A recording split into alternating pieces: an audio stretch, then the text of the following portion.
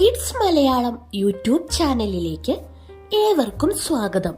ഇന്ന് നമ്മൾ നമ്മുടെ ബേപ്പൂർ സുൽത്താന്റെ ബാല്യകാലസഖി എന്ന നോവലാണ് കാണാൻ പോകുന്നത്. ബാല്യകാലസഖി ജീവിതത്തിൽ നിന്ന് വലിച്ചു ചീന്തിയ ഒരേടാണ് എന്നാണ് അവതാരികയിൽ തന്നെ നമ്മൾക്ക് കാണാൻ സാധിക്കുന്നത്. അപ്പോൾ നമുക്ക് ഈ കഥ നോക്കിയാലോ?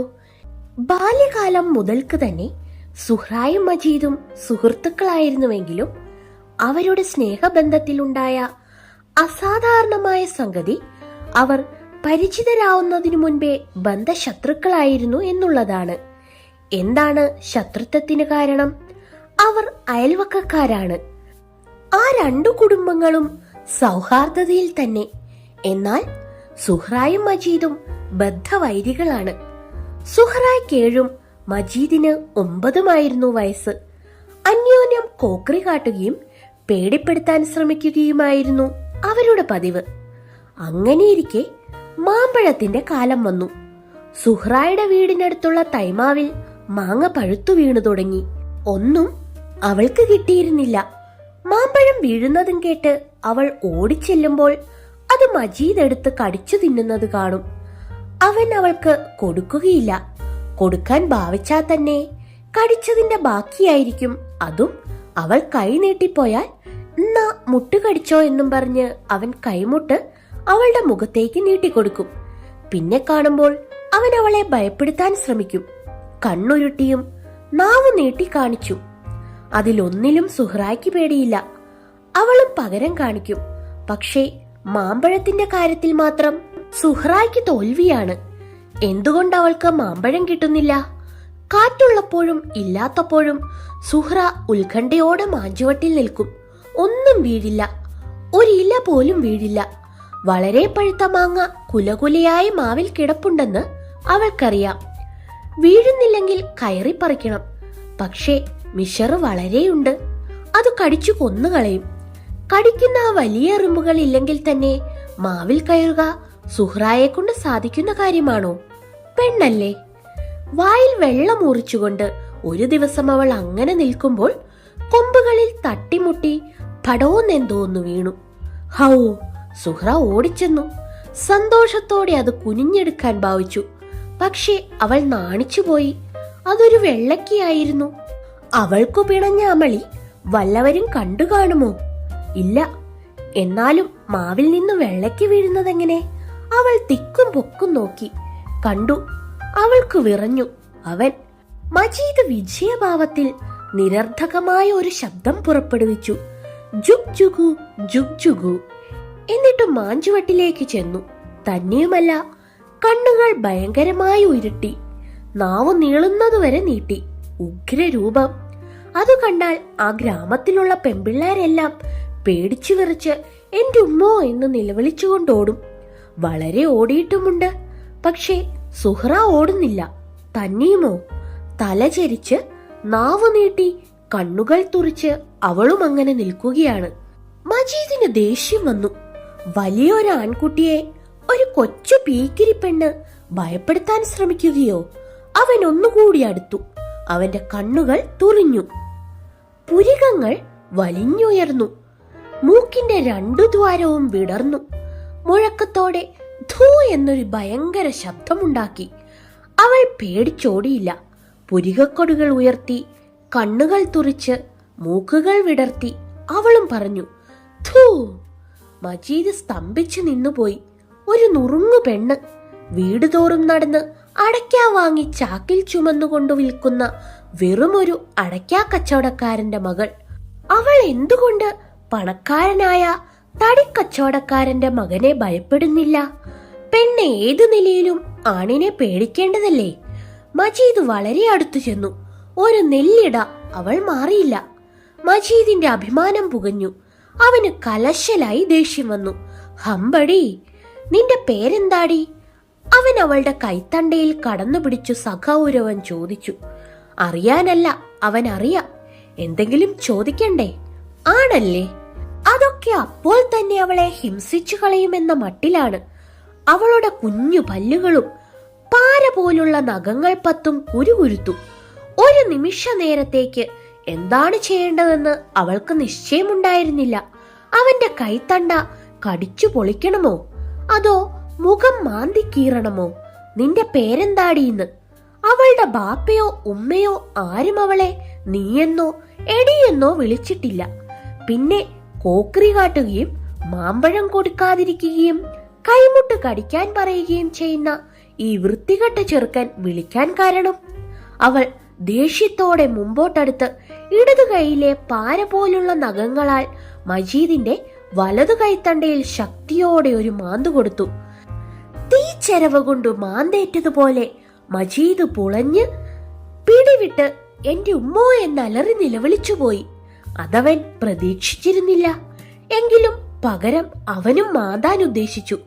പക്ഷേ നഖങ്ങളൊക്കെ അവൻ നേരത്തെ കടിച്ചു കളഞ്ഞുപോയിരുന്നു. പിന്നെയുള്ളത് ഇടിയോ കടിയോ ആണ്. എന്നാൽ അവളും പകരം ചെയ്തേക്കുമെന്നൊരു തോന്നൽ. പെണ്ണേതായാലും മാന്തി. ഇനി അവൾ ഇടിച്ചു എന്ന് ലോകമറിഞ്ഞാൽ വലിയ കുറച്ചിലല്ലേ? അവനൊന്നും ചെയ്തില്ല. തോറ്റിലിഭ്യനായി നിന്നു. സുഹ്റ അവനെ പല്ലിളിച്ചു കാണിച്ചു. മജീദ് അനങ്ങിയില്ല. അവൾ കോക്രി കാട്ടിക്കൊണ്ട് മജീദിനെ പരിഹസിച്ചു. എന്റെ ഉമ്മോ! അതിനും മജീദ് അനങ്ങിയില്ല.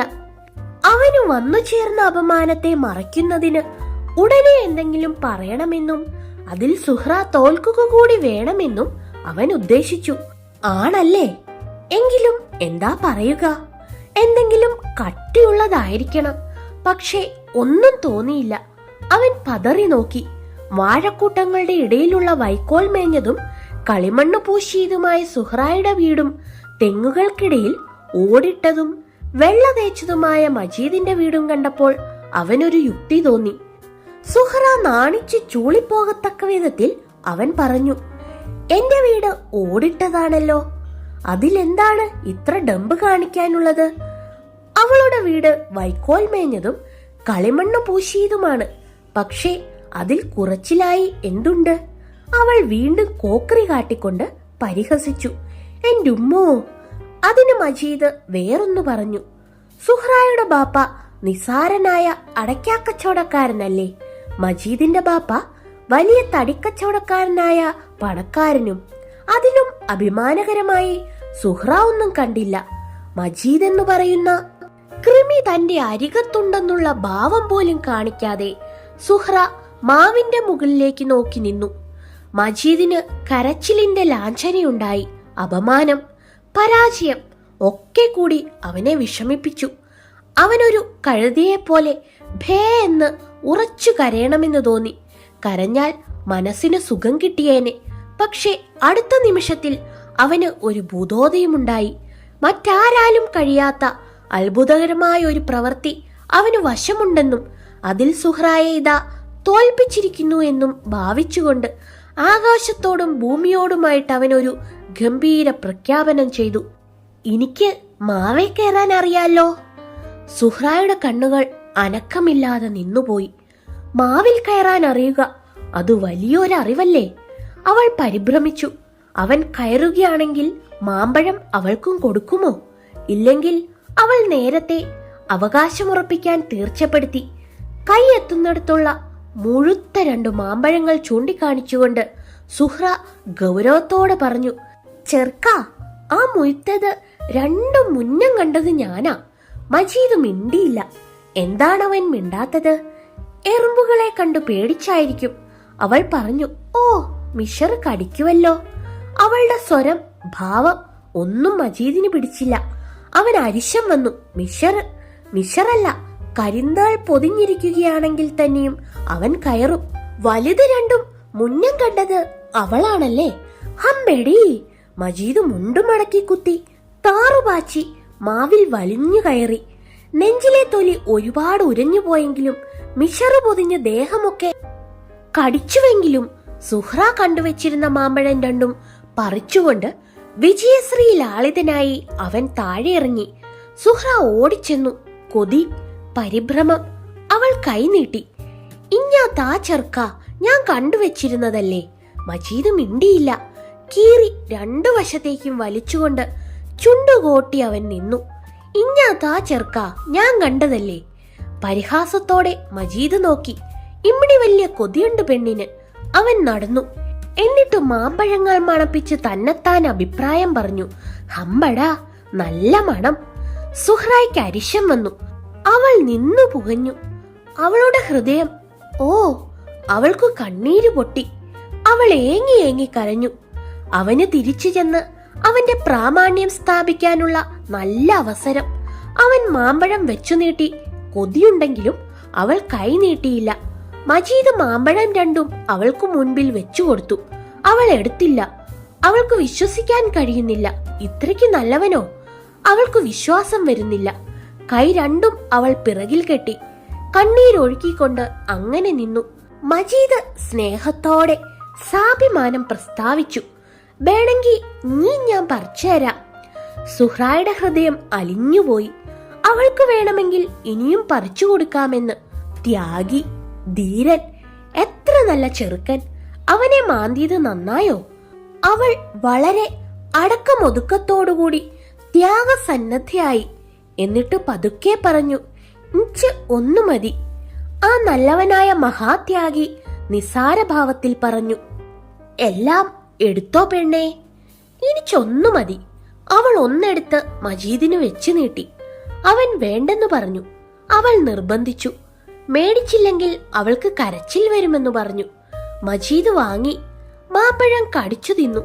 ചാറ നെഞ്ചിൽ കൂടി ഒഴുകിക്കൊണ്ടിരുന്നപ്പോഴാണ് മജീദിന്റെ പുറത്തും മറ്റും മിശറ് കടിച്ചിരിക്കുന്നത് സുഹ്റ കണ്ടത്.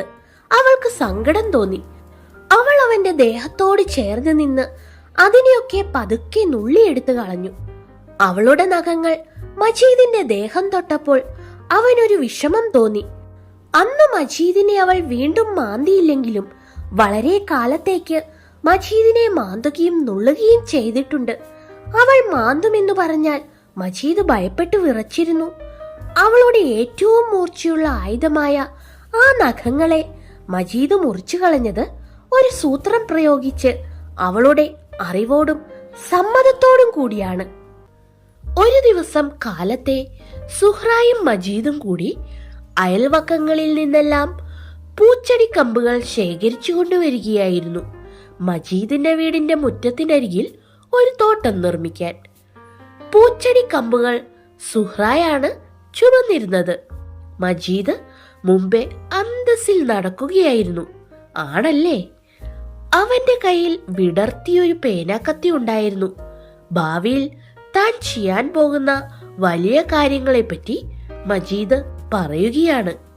എല്ലാം മൂളിക്കേട്ട് ആനന്ദിക്കാനും അത്ഭുതം കൊള്ളാനുമേ സുഹ്റായ്ക്ക് കഴിഞ്ഞിരുന്നുള്ളൂ.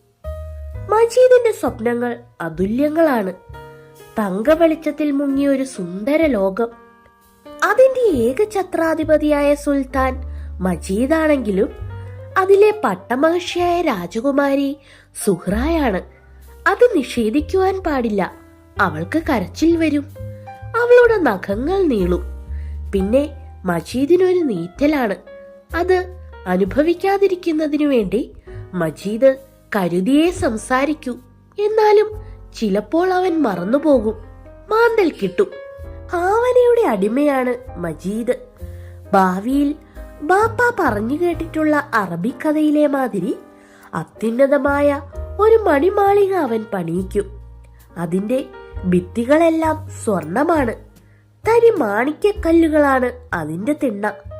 അതിന്റെ മേൽക്കൂര എന്തായിരിക്കും? അവന്റെ ഭാവനയിൽ ഒന്നും വരുന്നില്ല. വേണ്ടപ്പോൾ സുഹ്റ മൂളാഞ്ഞിട്ടല്ലേ? അവൾ മൂളിയിരുന്നെങ്കിൽ മജീദിന് ക്ഷണത്തിൽ തോന്നുമായിരുന്നല്ലോ. സുഹ്റ, എന്താ മജീദേ, നീ മൂളാത്തതെന്താ? ഞാൻ മൂളണുണ്ടല്ലോ, പിന്നെ ചെറുക്കൻ എന്തിനാ എന്നെ നീന്നു വിളിക്കണത്? അവൾ ദേഷ്യത്തോടെ മുന്നോട്ടടുത്തു. മാന്തേറ്റ് മജീദ് പുളഞ്ഞുപോയി. അവൻ പേനാക്കത്തിയുമായി തിരിഞ്ഞു. അവൾ നഖങ്ങൾ പത്തും നീട്ടിപ്പിടിച്ച് കണ്ണുകൾ തുറിച്ച് മജീദിനെ ഭീഷണിപ്പെടുത്തി. ഞാൻ ഇനി മാന്തു. പഴയ മാന്തലുകളുടെയും നുള്ളലുകളുടെയും ഓർമ്മ മജീദിന്റെ രക്തത്തെ തണുപ്പിച്ചു. നഖങ്ങളുള്ള സുഹറ ഭയങ്കരിയാണ്. അവൾക്ക് ആ നഖങ്ങൾ ഇല്ലായിരുന്നുവെങ്കിൽ, പക്ഷേ പണ്ടു മുതൽക്കേ അവൾക്ക് നഖങ്ങളുണ്ട്. അതവൾക്ക് പ്രയോഗിക്കുവാൻ യാതൊരു മടിയുമില്ല. ആ സ്ഥിതിക്ക് ഇനിയും അവളെ ശുണ്ഠി പിടിപ്പിക്കുന്നത് നന്നാണോ? അകാരണമായാണ് സുഹ്റ മാന്തിയത് എന്ന ഭാവത്തിൽ, ശുദ്ധ പാവത്തിനെ പോലെ മജീദ് ചോദിച്ചു. സുഹ്റ എന്തിനാ എന്നെ മാന്തിയത്? എന്നെ ചെറുക്കൻ നീന്നു വിളിച്ചതോ? മജീദ് അത്ഭുതം അഭിനയിച്ചു. എപ്പോഴാണ്? ഞാൻ വിളിച്ചില്ല. സുഹ്റ കെനാവ് കണ്ടതായിരിക്കും. മജീദിന്റെ നിലയും ഭാവവും കണ്ടപ്പോൾ സുഹ്റയുടെ ഉള്ളാളിപ്പോയി. വാസ്തവത്തിൽ മജീദ് നീ എന്ന് വിളിച്ചോ? ഒരു പക്ഷേ അങ്ങനെ തോന്നിയതായിരിക്കുമോ? എങ്കിൽ മജീദിനെ മാന്തിയത് ബഹു കഠിനമായി പോയി. ചെമന്ന് തടിച്ച 4 പാടുകൾ, അത് അവളുടെ മനസ്സിന്റെ കടുപ്പത്തിന്റെ ലക്ഷണമല്ലേ? അവളുടെ കണ്ണുകൾ നിറഞ്ഞു. മജീദ് അത് കണ്ട ഭാവം നടിക്കാതെ വെൺമണൽ നിറഞ്ഞ ഗ്രാമവീതിയിലൂടെ നടന്നുകൊണ്ട് തന്നെത്താൻ പറഞ്ഞു, ഞാനൊന്നും ചെയ്തില്ലേലും ബാപ്പായും ഉമ്മായും ചുമ്മാ എന്നെ അടിക്കുകയും ചീത്ത പറയുകയും ചെയ്യും. പിന്നെ ചിലര് ചുമ്മാ പിച്ചയും മാന്തുകയും ചെയ്യും. വെറുതെ അവരുടെയൊക്കെ ഒരു സുഖത്തിന്. ഇനി ഞാൻ മരിച്ചു പോകുമ്പോ അവരൊക്കെ പറയുമായിരിക്കും, ആ പാവപ്പെട്ട മജീദ് ഉണ്ടായിരുന്നെങ്കിൽ ഒന്ന് പിച്ചയെങ്കിലും ചെയ്യാറുന്നെന്ന്. ഇത്രയും കഴിഞ്ഞ് മജീദ് സൂത്രത്തിൽ തിരിഞ്ഞു നോക്കി. ബേഷ്! സുഹ്റായുടെ കവളിലൂടെ കണ്ണീരിന്റെ 2 ചാലുകൾ. അവന് സന്തോഷമായി. അവന്റെ ആനന്ദത്തിൽ പങ്കുകൊള്ളാനെന്നവണ്ണം ബാലഭാസ്കരൻ കുന്നിന്റെ ഉച്ചിയിൽ വന്ന് മന്ദഹാസപൂർവം ചെരുവിലെ ഗ്രാമത്തെ പൊൻപ്രഭയിൽ മുക്കുകയാണ്. കുന്നിന്റെ പിന്നിൽപ്പെട്ട് 2ആയി പിരിഞ്ഞ് കുന്നിനെയും ഗ്രാമത്തെയും ഉൾക്കൊണ്ടിട്ട് ദൂരെ ചെന്നൊന്നായി ഒഴുകിപ്പോകുന്ന നദി ഉരുകിയ പൊന്നുപോലെ. ഗ്രാമനിശബ്ദതയെ ഭേദിക്കുന്ന പക്ഷികളുടെ കളകൂചനങ്ങളിൽ മജീദ് കേൾക്കുന്നത് അവാച്യമായ ആനന്ദത്തിന്റെ മാറ്റൊലിയാണ്. പക്ഷെ സുഹ്റായുടെ ഹൃദയത്തിൽ മാത്രം ആനന്ദമില്ല. അവൾ അക്ഷന്തവ്യമായ ഒരു അപരാധം ചെയ്തിരിക്കുന്നു. യാതൊരു കാരണവുമില്ലാതെയല്ലേ അവൾ മജീദിനെ മാന്തിയത്? ഓർക്കുന്നോറും ഹൃദയം വിങ്ങുന്നു. ചെമന്നു തടിച്ച 4 പാടുകൾ മജീദിന്റെ പുറത്ത്. അവളുടെ തെറ്റിനെ എങ്ങനെ മായ്ക്കുവാൻ കഴിയും? മജീദ് പറഞ്ഞു വന്ന തങ്കമാളിയെ അനുസ്മരിപ്പിച്ചുകൊണ്ട് ഒന്നും സംഭവിച്ചിട്ടില്ലാത്ത മാതിരി സുഹ്റ പതുക്കെ ചോദിച്ചു, ചെറുക്ക, എന്നിട്ടാ മാളിയ? മജീദ് മിണ്ടിയില്ല. ഒട്ടുകഴിഞ്ഞ് അവൻ ചോദിച്ചു, സുഹ്റ മൂളനുണ്ടോ? അവൾ ദുഃഖപാരവശ്യത്തോടെ പറഞ്ഞു, മൂളനുണ്ട്. എന്നിട്ട് അതിന് തെളിവായി ഉം ഉം ഉം എന്ന് സുഹ്റ 3 പ്രാവശ്യം മൂളുകയും ചെയ്തു. പിന്നെണ്ടല്ലോ, അവൻ തുടർന്നു, പൊന്മാളിയ കുന്നിന്റെ മുകളിലാ. അങ്ങനെയായാൽ ഗ്രാമം മുഴുവനും കാണാം. തന്നെയുമല്ല, 2 നദികളൊന്നായി ചേർന്ന് വലിയൊരു നദിയായി ഒഴുകിപ്പോകുന്നതും വളരെ ദൂരം വരെ കാണാം. മജീദും സുഹ്റായും ഗ്രാമത്തിലെ മറ്റു കുട്ടികളും കൂടി പലതവണ കുന്നിന്റെ മുകളിൽ കയറി നോക്കിയിട്ടുള്ളതല്ലേ. അവിടെ മജീദ് ഉണ്ടാക്കാൻ പോകുന്ന തങ്കമാളിക അത്ഭുതകരമായിരിക്കും. പിന്നെ അവൾ ഉത്കണ്ഠയോടെ മജീദിനെ വിളിച്ചു. എന്നിട്ട് സാവേശം ചോദിച്ചു, അപ്പൊ പൊന്നുമാളിയുടെ പൊക്കം എത്രയും കാണും? ഉയരത്തിന് വല്ല അതിരുമുണ്ടോ? മജീദ് പറഞ്ഞു, ഒത്തിരി. ഒത്തിരി എന്ന് പറയുന്നത് എത്രത്തോളമാണെന്ന് സുഹ്റായ്ക്ക് നിശ്ചയമില്ല. അവൾ ചുറ്റിനും നോക്കി. വാഴകൾ, തെങ്ങ് ഒക്കെയുണ്ട്. അവൾ ചോദിച്ചു, വാഴോളം? വാഴോളം അവന് രസിച്ചില്ല. വാഴയോളം പൊക്കമുള്ള മണിമാളിക. ഫൂ എന്ന് പറഞ്ഞിട്ട് അവൻ സുഹ്റായെ നോക്കി. അവൾ ചോദിച്ചു, തെങ്ങോളം? അതിനെയും മജീദ് പരിഹസിച്ചതുകൊണ്ട് സുഹ്റ ആകാശത്തേക്ക് മുഖമുയർത്തി സംശയാധീനിയായി ചോദിച്ചു, മാനത്തോളം? അതെ, മജീദ് സമ്മതിച്ചു. പൊന്മാളിയ മാനത്തോളം കാണും. അവൾക്ക് പിന്നെയും ഒരു സംശയം. അതില് ചെറുക്കൻ ഒറ്റയ്ക്കാ താമസിക്കാൻ പോണേ? അല്ല, മജീദ് അറബിക്കഥകളെ ഓർത്തുകൊണ്ട് പറഞ്ഞു, ഞാനും ഒരു രാജകുമാരി. രാജകുമാരി അങ്ങനെ ഒരുത്തി ആ നാട്ടിലെങ്ങുമില്ല. എങ്കിലും ഏതാ പെണ്ണ്? ഒരു രഹസ്യമെന്ന മാതിരി മജീദ് പറഞ്ഞു. അതൊക്കെയുണ്ട്. അത് കേട്ടപ്പോൾ സുഹ്റായുടെ മുഖത്തെ പ്രകാശം മാഞ്ഞുപോയി.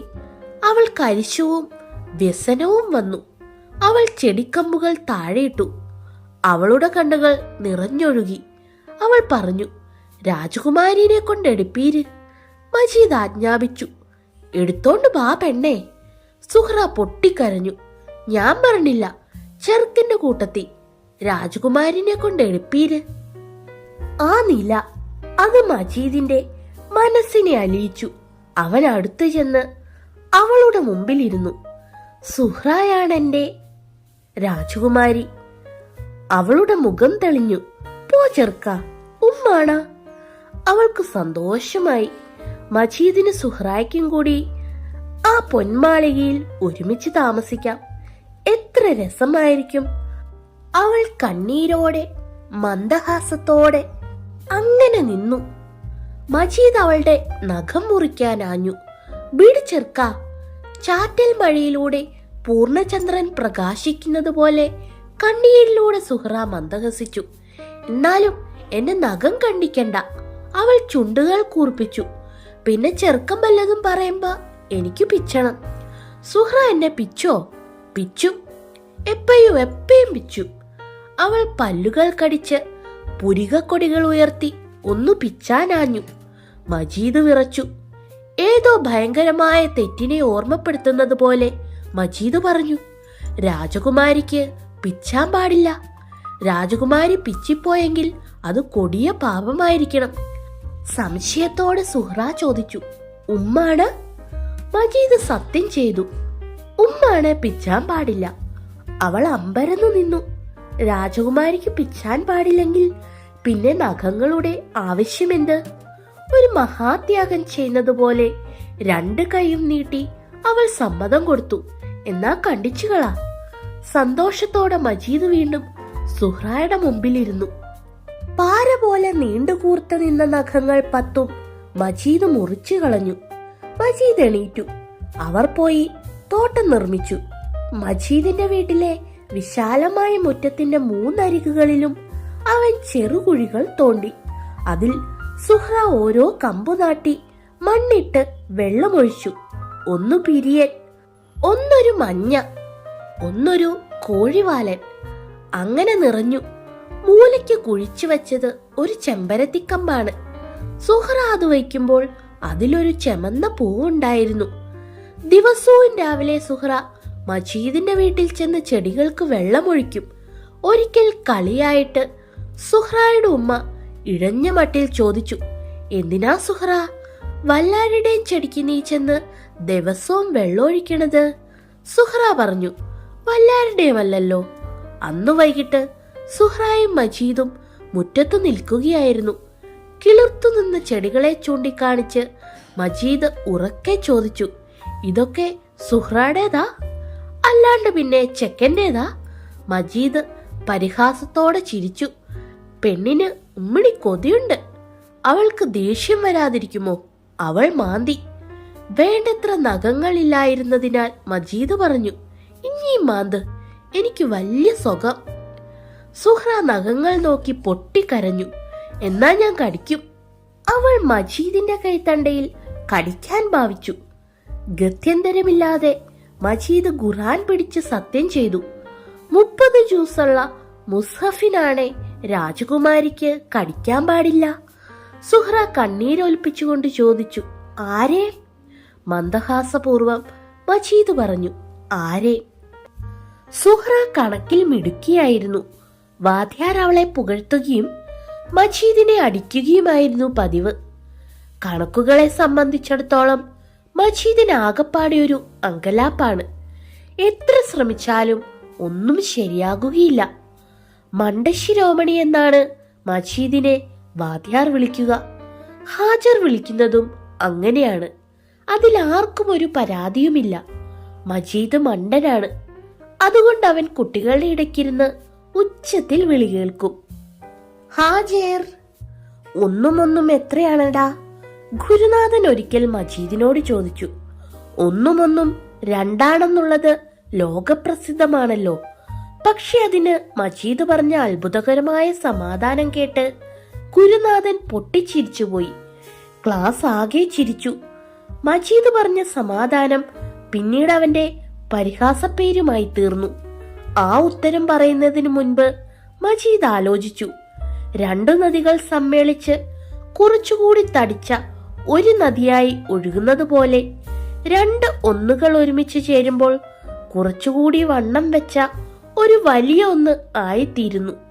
അങ്ങനെ കണക്കുകൂട്ടി സാഭിമാനം മജീദ് പ്രസ്താവിച്ചു. ഉമ്മണി വലിയ ഒന്ന്. അങ്ങനെ കണക്കുശാസ്ത്രത്തിൽ ഒരു പുതിയ തത്വം കണ്ടുപിടിച്ചതിന് മജീദിനെ എന്ന് ബെഞ്ചിൽ കയറ്റി നിർത്തി. ഉമ്മണി വലിയ ഒന്ന്. എല്ലാവരും അവനെ നോക്കി ചിരിച്ചു.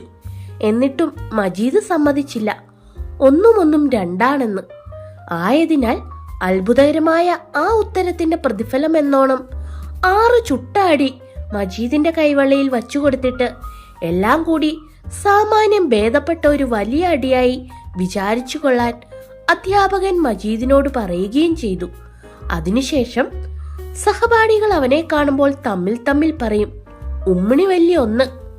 ആ പരിഹാസവും അതിനു കാരണമായ സംഗതിയും മജീദിനെ വളരെ വേദനപ്പെടുത്തി. അവൻ പറഞ്ഞത് പരമസത്യമാണ്. പക്ഷെ ആരും അത് വിശ്വസിക്കാത്തതെന്ത്?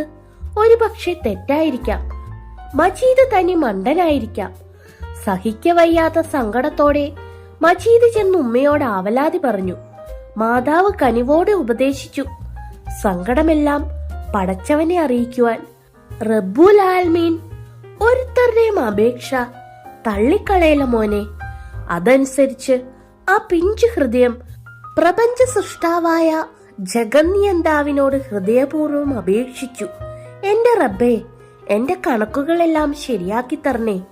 അതായിരുന്നു മജീദിന്റെ ആദ്യത്തെ പ്രാർത്ഥന. രാവും പകലും മജീദ് പ്രാർത്ഥിക്കും. എന്നിട്ടും കണക്കുകളെല്ലാം തെറ്റുകയാണ് ചെയ്തത്. മജീദ് വളരെ അടിയും കൊണ്ടു. കൈവെള്ള എപ്പോഴും വിങ്ങും. അവന് സഹിക്കാൻ കഴിയുന്നില്ല. സംഗതികളൊക്കെ മജീദ് സുഹ്റായോട് പറഞ്ഞു. അത് വളരെ പിണക്കങ്ങൾക്ക് ശേഷമാണ്. ഉമ്മിണി വലിയ ഒന്നായതിനു ശേഷം മജീദ് ആരോടും മിണ്ടുകയില്ലായിരുന്നു. അടുത്ത ബെഞ്ചിലിരുന്ന സുഹ്റ നോക്കും. മജീദ് മുഖം തിരിച്ചു കളയും. ഒടുവിൽ മജീദ് മിണ്ടി. സുഹ്റ ചിരിച്ചു. അവൾ സ്ഥലം മാറിയിരുന്നു. മജീദിന്റെ തൊട്ടടുത്ത ബെഞ്ചിന്റെ അറ്റത്തായി അവളുടെ ഇരിപ്പ്. അതോടെ മജീദ് അടികൊള്ളാതായി. അത്ഭുതകരമായി അവന്റെ കണക്കുകളൊക്കെ ശരി.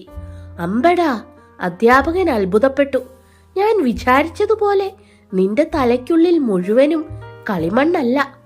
അങ്ങനെ ഗുരുനാഥന്റെ സ്തുതിവചനങ്ങൾ മജീദിന്റെ പരിഹാസപ്പേരിനെ മാച്ചുകളഞ്ഞു. കുട്ടികൾ അസൂയോടെ പറയും, മജീദാണ് ക്ലാസ്സിലെ ഒന്നാമൻ. അത് കേൾക്കുമ്പോൾ സുഹ്റ പുഞ്ചിരി തൂകും. അതിന്റെ പൊരുൾ മറ്റാർക്കും മനസ്സിലായിരുന്നില്ല. മജീദിന്റെ കണക്കുകൾ ശരിയാകുന്നതിന്റെ രഹസ്യം സുഹ്റായുടെ മന്ദഹാസത്തിൽ ഒളിഞ്ഞു കിടന്നിരുന്നു. കണക്കുകൾ ചെയ്യാൻ കുട്ടികളൊക്കെ എണീറ്റ് മുഖത്തോട് മുഖം നോക്കി നിൽക്കുമ്പോൾ മജീദിന്റെ ഇടത്തെ കണ്ണ് സുഹ്റായുടെ സ്ലേറ്റിലായിരിക്കും. അവളുടേത് മജീദും പകർത്തു. കണക്ക് ചെയ്തു തീർന്നാലും അവൾ ഇരിക്കുകയില്ല. ആദ്യം മജീദ് ഇരിക്കണം. പള്ളിക്കൂടത്തിൽ നിന്ന് അവർ ഒരുമിച്ച് വീടുകളിലേക്ക് വരുന്ന സമയത്ത് മറ്റാരും കേൾക്കാതെ മജീദിനെ സുഹ്റ കളിയാക്കും. പലതും ഓർത്ത് സുഹ്റ മന്ദഹസിക്കും. എന്നിട്ട് മന്ത്രിക്കും, ഉമ്മണി വലിയ ഒന്ന്. അപ്പോൾ മജീദിന്റെ ദേഷ്യം മുഴുവനും ഒറ്റ വാക്കിൽ ഉൾക്കൊള്ളിച്ചുകൊണ്ട് അവൻ പറയും, രാജകുമാരി. അതു കേട്ടു വെള്ളിമണിയുടെ മന്ത്രധ്വനി പോലെ ശോകമധുരമാം വണ്ണം ചിരിച്ചുകൊണ്ടവൾ വിരലുകളിലേക്ക് നോക്കും. ആ നഖങ്ങളൊക്കെ ഭംഗിയായി മുറിച്ചതാണ്. വെടിപ്പിനും വൃത്തിക്കും സ്കൂളിലെ ഉത്തമ മാതൃകയാണവൾ. മജീദിന്റെ വസ്ത്രങ്ങളിൽ എന്നും മഷിയും കറയും പുരണ്ടിരിക്കും. അവൻ നാട്ടിലുള്ള മാവുകളിലൊക്കെ വലിഞ്ഞു കയറും. അവയുടെ ഉച്ചിയിലെ ചില്ലക്കൊമ്പുകളിൽ പിടിച്ച് ഇലപ്പടർപ്പുകളുടെ മീതെ കൂടി അനന്തമായ ലോകവിശാലതയിൽ നോക്കുക അവനൊരു രസമാണ്. ചക്രവാളത്തിന്റെ അപ്പുറത്തുള്ള ലോകങ്ങൾ കാണുവാൻ അവന് കൊതിയാണ്. ഭാവനയിൽ മുഴുകിയവൻ വൃക്ഷത്തിന്റെ ഉച്ചിയിൽ നിൽക്കുമ്പോൾ അടിയിൽ നിന്ന് സുഹ്റ വിളിച്ചു ചോദിക്കും, മക്കം കാണാവോ ചെർക്ക? മജീദ് അതിനുത്തരമായി ഉയരെ മേഘങ്ങളോട് പറ്റിച്ചേർന്ന് പറക്കുന്ന പരുന്തുകളുടെ പാട്ട് എന്ന് വിശ്വസിക്കുന്ന വരികൾ സ്വരമാധുര്യത്തോടെ ഉരുവിടും. മക്കം കാണാം, മദീനത്തെ പള്ളിയും കാണാം. സുഹ്റായുടെ കാതുകുത്തു കല്യാണത്തിൽ മജീദ് പങ്കുകൊണ്ടത് സഹിക്കവയ്യാത്ത വേദനയോടും ഒളിച്ചുമാണ്. മജീദ് മാർക്കം ചെയ്തു കിടക്കുകയായിരുന്നു. ഒഴിവുകാലത്താണ്. മജീദിന്റെ സുന്നത്ത് കല്യാണം ഗ്രാമത്തെ ആകെ ഇളക്കിയ സംഭവമായിരുന്നു. വെടിക്കെട്ടും വലിയ സദ്യയും ഉണ്ടായിരുന്നു. ബാൻഡ് മേളങ്ങളോടും ഗ്യാസ് ലൈറ്റുകളോടും കൂടി ആനപ്പുറത്താണ് മജീദിനെ ഊരുലാത്തിയത്. അതിനുശേഷമായിരുന്നു ബിരിയാണി സദ്യ. 1000-ലധികം ആളുകൾ പങ്കുകൊണ്ടിരുന്നു. സദ്യയ്ക്ക് മുമ്പാണ് മാർക്കം നടന്നത്. ആ ദിവസം മുഴുവനും മജീദിന് ഭയമായിരുന്നു. എന്തോ മുറിച്ചു കളയും. എന്താണത്? മരിച്ചു പോകുമോ? അവൻ ആകെ ഭയന്നു തളർന്നു. അന്ന് സന്ധ്യ വരെ ജീവിക്കില്ലെന്നു തന്നെ അവന് തോന്നി. എന്താണ് ഉണ്ടാകാൻ പോകുന്നതെന്ന് അവൻ ഒരു ലക്കുമില്ല. ലോകത്തിലുള്ള എല്ലാ മുസ്ലിം പുരുഷന്മാരെയും മാർക്കം ചെയ്തിട്ടുള്ളതാണ്, അല്ലാത്തവർ ഇല്ല. എങ്കിലും ഈ മാർക്കം ചെയ്യണത് എങ്ങനെ? മജീദ് സുഹ്റായോട് ചോദിച്ചു. അവൾക്ക് യാതൊരു അറിവുമില്ല. എന്തായാലും മരിക്കുകയല്ല എന്ന് ആശ്വസിപ്പിക്കാൻ മാത്രമേ അവൾക്ക് കഴിഞ്ഞുള്ളൂ. എങ്കിലും മജീദിന് വളരെ പരിഭ്രമമുണ്ടായിരുന്നു. അല്ലാഹു അക്ബർ എന്നുള്ള ഗംഭീരമായ തക്ബീർ പന്തലിൽ മുഴങ്ങിയതോടെ മജീദിനെ അവന്റെ ബാപ്പ പിടിച്ചുകൊണ്ട് ഒരു ചെറുമുറിയിലാക്കിയിട്ടു പോയി. അവിടെ കമിഴ്ത്തിയിട്ട് വെള്ളവസ്ത്രം വിരിച്ച ഉരലിന്റെ മുമ്പിലായി 11 തിരിയുള്ള നിലവിളക്ക് കത്തുന്നുണ്ടായിരുന്നു. മുറിയിൽ ക്ഷുരകനായ ഓസാനെ കൂടാതെ 10-12 ആളുകളുണ്ടായിരുന്നു. അവർ മജീദിന്റെ ഷർട്ടൂരി തുണി ഉരിഞ്ഞു. പിറന്നപടി അവനെ ഉരലിന്റെ പുറത്തിരുത്തി. അത്ഭുതം! അവർ എന്താണ് ചെയ്യാൻ പോകുന്നത്? സംഭ്രമം! മജീദിന്റെ കണ്ണുപൊത്തി കൈക്കും കാലിനും തലയ്ക്കും ആളുകൾ പിടിച്ചു. അവൻ അനങ്ങാൻ വയ്യായിരുന്നു. അല്ലാഹു അക്ബർ എന്നുള്ള ശബ്ദമല്ലാതെ മറ്റൊന്നും കേൾക്കാനില്ല. മജീദ് നന്നായി വിയർക്കുന്നുണ്ടായിരുന്നു. ആ ബഹളത്തിനിടയ്ക്ക് അവന്റെ തുടകൾ ചെന്നു ചേരുന്ന സ്ഥലത്ത് നേരിയൊരു വേദന, ഉണങ്ങിയ പാള മുറിക്കുന്നത് പോലെയുള്ള ഒരനുഭൂതി. ഒരു നിമിഷം മാത്രം. ഉടനെ എല്ലാം കഴിഞ്ഞ് ഒരു വെള്ളം തളി, ഒരു നീറ്റൽ, ഒരു പുകച്ചിൽ. മജീദിനെ കിടത്തി. തലയ്ക്കും കാലിനും തലേണയുണ്ട്. ആ ബഹളത്തിൽ മജീദ് ഒന്ന് നോക്കി. ചെമന്ന മഷിയുള്ള കുപ്പിയിൽ കൈവിരൽ മുക്കിയതുപോലെയല്ല, മഷിയിൽ മുങ്ങാതെ കുപ്പിയുടെ വായിൽ നിന്ന് വിരലിന്റെ തലയ്ക്ക് ചുറ്റും ചെമന്ന മഷി പുരണ്ടതുപോലെ. അവിടെ ചോര പൊടിഞ്ഞു നിൽക്കുന്നെന്നു മാത്രം. സുഹ്റായോട് പിറ്റേ ദിവസം ഇത്രയും സംഗതികൾ മജീദ് പറഞ്ഞു. അവൾ ജനലിന്റെ അപ്പുറത്ത് നിന്നുകൊണ്ട് ചോദിച്ചു, മജീദ് പേടിച്ചോ? ഞാനോ? മജീദ് ആ കിടപ്പിൽ കിടന്നുകൊണ്ട് വീരവാദം ചെയ്തു. ഞാൻ പേടിച്ചൊന്നുമില്ല. ആ സമയത്ത് സുഹ്റ അവളുടെ കാതുകുത്തു കാര്യം പറഞ്ഞു. 10-12 ദിവസത്തിനുള്ളിൽ അവളുടെ കാതുകുത്ത് നടക്കും. മജീദിന് വരാനൊക്കുകയല്ലോ. മജീദ് പറഞ്ഞു, ഞാൻ വരും. പക്ഷേ ആ ദിവസം വന്നപ്പോൾ മജീദിന് അനങ്ങുവാൻ വയ്യായിരുന്നു. ആദ്യം സുഹ്റായുടെ ഉമ്മയും പിറകെ സുഹ്റായും വന്ന് വീട്ടുകാരെ ക്ഷണിക്കുന്നത് അവൻ കേട്ടു. കുറെ കഴിഞ്ഞ് സുഹ്റായെ ജനലിന്റെ അടുത്ത് കാണുകയും ചെയ്തു. ഉത്കണ്ഠയാൽ അവളുടെ വെളുത്ത മുഖം വിളറിയിരുന്നു. എങ്കിലും കണ്ണുകൾ പ്രകാശിക്കുന്നുണ്ടായിരുന്നു. ഇന്നെന്റെ കാതൂത്താ. മജീദ് ഒന്നും പറയാതെ മന്ദഹസിച്ചു. അത് അവളിലും പകർന്നു. മജീദ് ഭംഗിയുള്ള ചെവികളിൽ നോക്കി. കാതുകുത്ത് ഒരാചാരമാണ്. അത് നിരത്തി കുനുകുനാ കുത്തിത്തുളയ്ക്കുമ്പോൾ വേദനിക്കില്ലേ? മജീദ് അത്ഭുതപ്പെട്ടു. അവൾ പറഞ്ഞു, അറിയാൻ പാടില്ല, വന്നു നോക്ക്. അവൾ ഓടിപ്പോയി. മജീദിന് പോകണമെന്ന് തോന്നി. കിടന്നിടത്ത് നിന്ന് എഴുന്നേൽക്കുവാൻ വയ്യ. എങ്കിലും ഒട്ടുകഴിഞ്ഞ് ആരും കാണാതെ തക്കത്തിന് മജീദ് എണീറ്റു. സംഭ്രമം, അമ്മിപ്പിള്ളയുടെ ഘനം, 1000 വ്രണങ്ങളുടെ വേദന എല്ലാം കൂടി ഹൃദയത്തിൽ നിന്ന് ഘനമായി തൂങ്ങിക്കിടക്കുന്നത് പോലെ. കവച്ചു കവച്ച് ആരും കാണാതെ മജീദ് സൂത്രത്തിൽ വെളിയിലിറങ്ങി. വെള്ളമില്ലാത്ത തോട്ടിലൂടെ നിരങ്ങി നിരങ്ങി പറമ്പിൽ കയറി സുഹ്റായുടെ വീട്ടിൽ ചെന്നു. അവിടെ വലിയ ആഘോഷമോ ആൾക്കൂട്ടമോ ഒന്നും കണ്ടില്ല. അതവർ പണക്കാരല്ലാഞ്ഞിട്ടാണെന്ന് മജീദ് വിചാരിച്ചു. പണക്കാരാണെങ്കിൽ കൊട്ടും വെടിക്കെട്ടും സദ്യയും ആരവവും ഒക്കെ ഉണ്ടാകുമായിരുന്നു. മജീദിനെ കണ്ട ഉടനെ സുഹ്റായുടെ ഉമ്മ നിലവിളിച്ചുകൊണ്ട് ഓടിയെത്തി. എന്റെ പുള്ള എന്തിനു വരാൻ പോയി? മജീദ് വിഷമത്തോടെ വേദനയോടെ പറഞ്ഞു. കാതുകുത്ത് കാണാൻ. അന്നേരം സുഹ്റായും ഹാജരായി.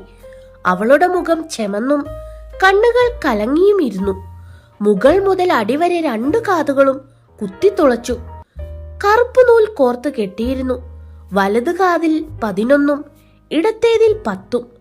പഴുത്തു തുളകൾ ഉണങ്ങുമ്പോൾ നൂലഴിച്ച് ഊരിക്കളഞ്ഞ് വെള്ളി അലുക്കത്തിടുമെന്നും അത് കഴിഞ്ഞ് കല്യാണത്തിന് വെള്ളി അലുക്കത്ത് മാറ്റി സ്വർണ്ണ അലുക്കത്താക്കുമെന്നും മജീദിന് അറിയാമായിരുന്നു.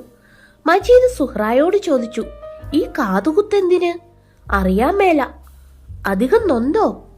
സുഹ്റ വേദനയോടെ മന്ദഹസിച്ചു. ഉമ്മണീശ. ഇത്രയുമായപ്പോൾ മജീദിനെ കാണാഞ്ഞിട്ട് ആളുകൾ തിരക്കി ചെന്നു. 2 പേർ താങ്ങിയാണ് അവനെ തിരികെ വീട്ടിലെടുത്തുകൊണ്ടുപോയി കിടത്തിയത്. ആ സംഭവം വളരെ ഒച്ചപ്പാടുണ്ടാക്കി. മജീദിനെ ബാപ്പ ശകാരിച്ചു. മജീദിന്റെ ഉമ്മായെ ബാപ്പ ശകാരിച്ചു. സുഹ്റായുടെ ബാപ്പ ഉമ്മമാരെയും മജീദിന്റെ ബാപ്പ ശകാരിച്ചു. അങ്ങനെ അത് അവസാനിച്ചു. ആദ്യം പൊറുപ്പായത് മജീദിനാണ്. അന്ന് മജീദിനെ കുളിപ്പിച്ചു പുതിയ വസ്ത്രങ്ങൾ അണിയിച്ചു. സെന്റ് പൂശി പുത്തൻ കുടിയുമായി പള്ളിയിൽ കൊണ്ടുപോയി. അത് ആഘോഷപൂർവമാണ്. ചമഞ്ഞു പിടിച്ചുള്ള ആ പോക്കിനെ പറ്റി പറഞ്ഞ് സുഹ്റ കളിയാക്കി. ഓ, ചെറുക്കന്റെ നാമൂസ്. അവൾ പറഞ്ഞു, പെണ്ണ് കെട്ടാൻ പോകും പോലെ. സുഹ്റായും മജീദും അക്കൊല്ലം ജയിച്ചു. ഗ്രാമത്തിലെ സ്കൂളിലെ ഒടുവിലത്തെ ക്ലാസ്സിൽ നിന്നാണ്. തുടർന്ന് പട്ടണത്തിലെ ഹൈസ്കൂളിൽ പോയി പഠിക്കാനുണ്ടായിരുന്ന സുഹ്റായുടെ ആഗ്രഹം തകർന്ന ഒരു സംഭവമുണ്ടായി. മജീദ് ആദ്യമായി മരണം കണ്ടു. സുഹ്റായുടെ ബാപ്പ മരിച്ചു. അതോടെ അവളും അവളുടെ 2 ഇളയ സഹോദരിമാരും ഉമ്മായും നിരാശ്രയരായി. എല്ലാം കൂടി അവർക്കുണ്ടായിരുന്നത് ഒരു മുറി പുരയിടവും ചെറിയൊരു വീടുമാണ്. അടയ്ക്കാ കച്ചവടം മൂലം കിട്ടിയിരുന്ന ലാഭം കൊണ്ടാണ് അവളുടെ ബാപ്പ ആ കുടുംബം പുലർത്തിയിരുന്നത്. വെളുത്ത തൊപ്പിയും ചെമ്മണ്ണ് പുരണ്ട മുഷിഞ്ഞ മുണ്ടും അതുപോലത്തെ തോർത്തുമാണ് അദ്ദേഹം ധരിക്കുക. കറുത്ത താടിയുള്ള വെളുത്ത വട്ടമുഖത്തെ കറുത്ത മിഴികൾ പുഞ്ചിരി തൂകുന്നവയായിരുന്നു. മുന്നോട്ടൽപ്പം വളവോടെ മടക്കിയ ചാക്ക് കക്ഷത്തിൽ വെച്ച് അദ്ദേഹം നടക്കും. നാട്ടിലുള്ള വീടുകളിൽ നിന്ന് അടയ്ക്ക വാങ്ങിച്ച് ചാക്കിൽ നിറച്ചു കെട്ടി തന്നെത്താൻ ചുമന്നുകൊണ്ടുപോയി പട്ടണത്തിൽ വിൽക്കും. വലിയ സംഭാഷണപ്രിയനാണ്. കണ്ടിട്ടുള്ള രാജ്യങ്ങളിലെ വിശേഷങ്ങളൊക്കെ മജീദിനോട് പറയും. വെളിയിലാണ് യഥാർത്ഥ മുസൽമാന്മാരുള്ളത്.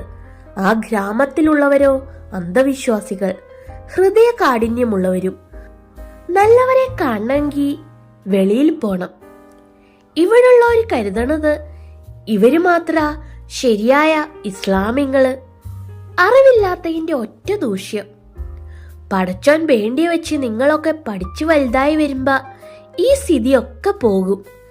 സുഹ്റായെ വലിയ പരീക്ഷകൾ പാസ്സാക്കണമെന്നുള്ളതായിരുന്നു അദ്ദേഹത്തിന്റെ ജീവിതത്തിലെ ഏറ്റവും വലിയ ആഗ്രഹം. പിന്നെ അദ്ദേഹം പറയും, അവള് വലിയ ഉദ്യോഗം ഭരിക്കുമ്പോ ഞമ്മളെയൊക്കെ മറക്കും. അതെന്റെ ബാപ്പ ആണെന്ന് പറയാൻ അവൾക്ക് വലിയ നാണായിരിക്കും. അത് ശരിയാണ്, മജീദ് കള്ളനോട്ടത്തോടെ പറയും. സുഹ്റ വലിയ അന്തസ്സുകാരിയാ. അപ്പോൾ സുഹ്റ വാതിലിന്റെ മറവിൽ നിന്നുകൊണ്ട് കണ്ണുകൾ മിഴിച്ച് പല്ലുകൾ ഞെരിച്ച് അല്പം രൂക്ഷത പ്രദർശിപ്പിച്ചിട്ട് ശബ്ദമുണ്ടാക്കാതെ പറയും, ഉമ്മണി വലിയ ഒന്ന്. അതുപോലുള്ള സന്ദർഭങ്ങളിൽ മജീദ് അവളെ ശിക്ഷിക്കും. അതൊരു പ്രത്യേക തരത്തിലാണ്. അവന്റെ പക്കൽ എപ്പോഴുമുള്ള റബ്ബർ തെറ്റാലിയിൽ മടിയിൽ നിന്നൊരു ചെറിയ ഉരുളൻ കല്ലെടുത്തു വെച്ച് സുഹ്റായുടെ കണങ്കാൽ നോക്കി പതുക്കെയൊന്ന് വലിച്ചുവിടും. ഉന്നം പിഴയ്ക്കാറില്ല. കണങ്കാലിൽ കൊണ്ടു കഴിയുമ്പോൾ അവൻ പറയും, ആ കതകിൽ പറ്റിയിരുന്ന ചുണ്ണാമ്പിൽ തന്നെ ഞാൻ കൊള്ളിച്ച്. സുഹ്റ അനങ്ങുകയില്ല. അവളുടെ കണ്ണുകളിൽ നിന്ന് 1-2 തുള്ളി കണ്ണുനീർ അടർന്നു വീഴും. അത്രമാത്രം. അതൊന്നും കാണാത്ത സുഹ്റായുടെ ഉമ്മ മജീദിനോട് പറയും, നീ ഈ ഉന്നം നോക്കി നോക്കി ഞങ്ങളുടെ കലോൻ ചട്ടിയുമൊക്കെ പൊട്ടിച്ചു തീർക്കും മജീദേ. നിങ്ങളെപ്പോലെ മുതലുണ്ടോ ഞങ്ങൾക്ക്? ഓ, ഞാനിനി ഉന്നം നോക്കാൻ വരുന്നില്ല. ഞാൻ ഈ രാജ്യത്ത് നിന്നൊക്കെ ദൂരെ ദൂരെ പോകാൻ പോവുകയാണ്. എവിടെ? 6 മാസത്തെ വഴിക്കപ്പുറത്ത്. എന്നിട്ട് സുഹ്റ പറയും, സന്ധ്യയ്ക്ക് വീട്ടിലേക്ക് പോരും. അതാണ് മജീദിനെ പറ്റിയുള്ള സുഹ്റായുടെ അഭിപ്രായം. സുഹ്റായെ പറ്റിയുള്ള മജീദിന്റെ അഭിപ്രായം അങ്ങനെയല്ല. എന്നിട്ട് ഞാൻ നാടൊക്കെ ചുറ്റി മടങ്ങി വരുമ്പോൾ സുഹ്റ വലിയ ഉദ്യോഗസ്ഥയായിരിക്കും. അപ്പോൾ ഈ ശ്രീമതി എന്നെ കണ്ടാൽ കണ്ടിട്ടുള്ള ഭാവം പോലും കാണിക്കുകയില്ല. വിദൂരവും സംതൃപ്തവുമായ ഭാവിയെ കണ്ടിട്ടെന്ന പോലെ നേരിയ മന്ദഹാസത്തിന്റെ ഉദയം അവളുടെ മുഖത്തുണ്ടാവും. വളരെ ആലോചനയ്ക്ക് ശേഷം അവൾ പറയും, ചെറുക്കനല്ലേ പഠിച്ചു പഠിച്ചു വലിയ ഉദ്യോഗസ്ഥനാവാൻ പോകുന്നത്, ഞങ്ങൾക്ക് പണമില്ലല്ലോ. സുഹ്റായുടെ ബാപ്പ പറയും, പണമൊക്കെ നമുക്ക് അല്ലാഹ് തരും. ഞമ്മക്ക് 3 പേർക്കും കൂടി ഒന്നിച്ചു പോകാം. പട്ടണത്തിലെ പള്ളിക്കൂടത്തിന്ന് ഞാൻ അടയ്ക്കാ വിറ്റേച്ച് ദിവസവും പള്ളിക്കൂടത്തിന്റെ വാതൊക്കെ വന്ന് നിന്നോളാം. പക്ഷേ അതിന് തരപ്പെട്ടില്ല. അദ്ദേഹം മഴ നനഞ്ഞു വന്ന് 2-3 ദിവസം പനിയായിട്ട് കിടന്നു. 3-ാം ദിവസം സന്ധ്യയ്ക്ക് മരിച്ചു. മരണശയ്യക്കടുത്ത് മജീദുമുണ്ടായിരുന്നു. കെട്ടുപോയ വിളക്കിന്റെ പുക പിടിച്ച് കറുത്ത ചിമ്മിനി പോലെ ആ മിഴികൾ രണ്ടും. വെളിച്ചവും ചൂടും പോയ അനക്കമില്ലാത്ത ആ ശരീരം. പിറ്റേ ദിവസമാണ് മയ്യത്തു മറവ് ചെയ്തത്. അന്ന് സന്ധ്യയ്ക്ക് സുഹ്റായെ പ്രതീക്ഷിച്ച് പതിവ് പോലെ മജീദ് മാവിൻ ചുവട്ടിൽ നിൽക്കുകയായിരുന്നു. അവൾ ദുഃഖഭാരത്തോടെ സാവധാനം മജീദിന്റെ അടുത്തു വന്നു. മജീദ് ആ മുഖത്തേക്ക് നോക്കിയപ്പോൾ അവൾ പൊട്ടിക്കരഞ്ഞുപോയി. മജീദിന് ഒന്നും പറയുവാൻ കഴിഞ്ഞില്ല. അവന്റെ കണ്ണീർ കണങ്ങൾ അവളുടെ മൂർധാവിലും അവളുടേത് അവന്റെ നെഞ്ചിലും വീണ് ഒഴുകിക്കൊണ്ടിരുന്നു. ആ സമയത്ത് ഇരുണ്ട തെങ്ങുകൾക്കുമീതെ നീലാകാശത്ത് ചന്ദ്രക്കല തെളിഞ്ഞു നിന്നിരുന്നു. സുഹ്റ അവളുടെ വീടിന്റെ വാതിക്കൽ നിന്ന് മജീദിനെ അവന്റെ ബാപ്പ പട്ടണത്തിലെ ഹൈസ്കൂളിൽ ചേർക്കാൻ കൊണ്ടുപോകുന്നത് കണ്ടു. 2 പേർക്കും കുടയുണ്ട്. മജീദിന്റേത് പുതിയത്, അവന്റെ ഷർട്ടും മുണ്ടും തൊപ്പിയും പുതിയത്. ഗ്രാമവീതിയിലൂടെ അവർ പോയി ദൂരെ മറയുന്നത് അവൾ കണ്ടു. അന്നു സന്ധ്യയ്ക്ക് സ്കൂളിൽ നിന്നും മടങ്ങി വന്ന മജീദ് മാവിൻ ചുവട്ടിൽ ഹാജരായി. നല്ല മണമുള്ള പുതിയ പാഠപുസ്തകം അവന്റെ കയ്യിലുണ്ടായിരുന്നു. ഉത്കണ്ഠയോടെ ഓടിവന്ന സുഹ്റായെ അഭിമാനപൂർവം അവനത് കാണിച്ചു. പടം വളരെയുണ്ട്. അവൾ അത് വാങ്ങി മറിച്ചു മറിച്ചു നോക്കിക്കൊണ്ടിരുന്നു. മജീദ് മൈലുകൾക്കപ്പുറത്തുള്ള പട്ടണത്തിലെ അത്ഭുത കാഴ്ചകളെ വർണ്ണിച്ച് ഒടുവിൽ സ്കൂളിനെ പറ്റി പറഞ്ഞു.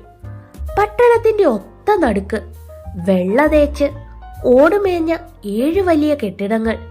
ഇവിടുത്തെ പള്ളിക്കൂടം പോലെയല്ല, വലിയൊരു തോട്ടം. എന്തെല്ലാം തരം ചെടികളുണ്ടെന്നോ. ഞാൻ അതിന്റെ എല്ലാം അരി കൊണ്ടുവരും. പിന്നെ കളിക്കാനുള്ള സ്ഥലം. ഓ, ഒന്ന് കാണേണ്ടതാണ്. മജീദ് തുടർന്നു. കുട്ടികൾ എത്രയുണ്ടെന്നോ, കണക്കില്ല. ഹെഡ് മാസ്റ്റർ സ്വർണ്ണക്കണ്ണടക്കാരനായ ഒരു തടിയൻ. കയ്യിൽ ചൂരൽ എപ്പോഴുമുണ്ട്. പിന്നെ എന്റെ സാറിന് കണ്ണൊന്നേ ഉള്ളൂ. ഞങ്ങളുടെ ക്ലാസ്സിൽ 42 കുട്ടികളുണ്ട്. അതിൽ 14 പെൺകുട്ടികൾ. ഉൾക്കത്തലോടെ മജീദ് പെട്ടെന്ന് നിർത്തി. സുഹ്റായുടെ കണ്ണുനീർ പുസ്തകത്തിൽ. സുഹ്റ, മജീദ് വിളിച്ചു. കണ്ണുനീരിന്റെ ഹേതുവെന്തെന്ന് അവന് മനസ്സിലായില്ല. കരയുന്നതെന്തിന്? മജീദ് വീണ്ടും വീണ്ടും ചോദിച്ചു. ഒടുവിൽ അവൾ മുഖമുയർത്തി പതുക്കെ പറഞ്ഞു, എനിക്കും പഠിക്കണം. സുഹ്റായ്ക്കും പഠിക്കണം. റബ്ബേ, അതിന് എന്തു വഴി?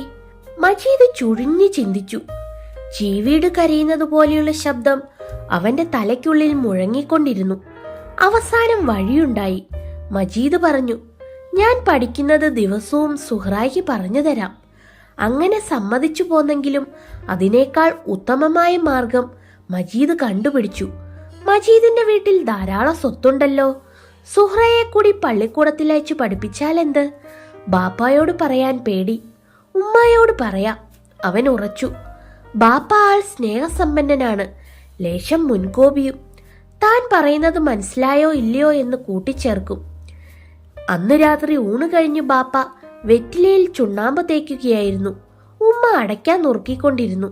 പതറുന്ന ഹൃദയത്തോടെ മജീദ് ഉമ്മായുടെ അടുത്ത് ചെന്നിരുന്ന് പതുക്കെ വിളിച്ചു, ഉമ്മ. മാതാവ് വാത്സല്യപൂർവ്വം ചോദിച്ചു, എന്താ മോനെ? മജീദ് പതുക്കെ പറഞ്ഞു, നമുക്ക് ആ സുഹ്റയെയും പഠിപ്പിച്ചാലെന്താ? കുറെ സമയത്തേക്ക് ആരും ഒന്നും പറഞ്ഞില്ല. ബാപ്പ വെറ്റില മടക്കി ചുരുട്ടി വായിൽ വെച്ച് നുറുക്കി അടക്കിയും വായിലിട്ട് ചവച്ചു. എന്നിട്ട് തങ്കം പോലെ പ്രകാശിച്ചുകൊണ്ടിരുന്ന പിച്ചള ചെല്ലത്തിൽ നിന്ന് വെള്ള ഡപ്പിയെടുത്ത് തുറന്നു. രൂക്ഷമായ ഒരു സുഗന്ധം അവിടെ എങ്ങും വ്യാപിച്ചു. ഇടിച്ചുകൂട്ടിയ പുകയില കൈവെള്ളയിലാക്കി വായിലിട്ടു, മോണയിലേക്ക് നീക്കി, എന്നിട്ട് മുറ്റത്തേക്ക് നീട്ടിയൊന്ന് തുപ്പി.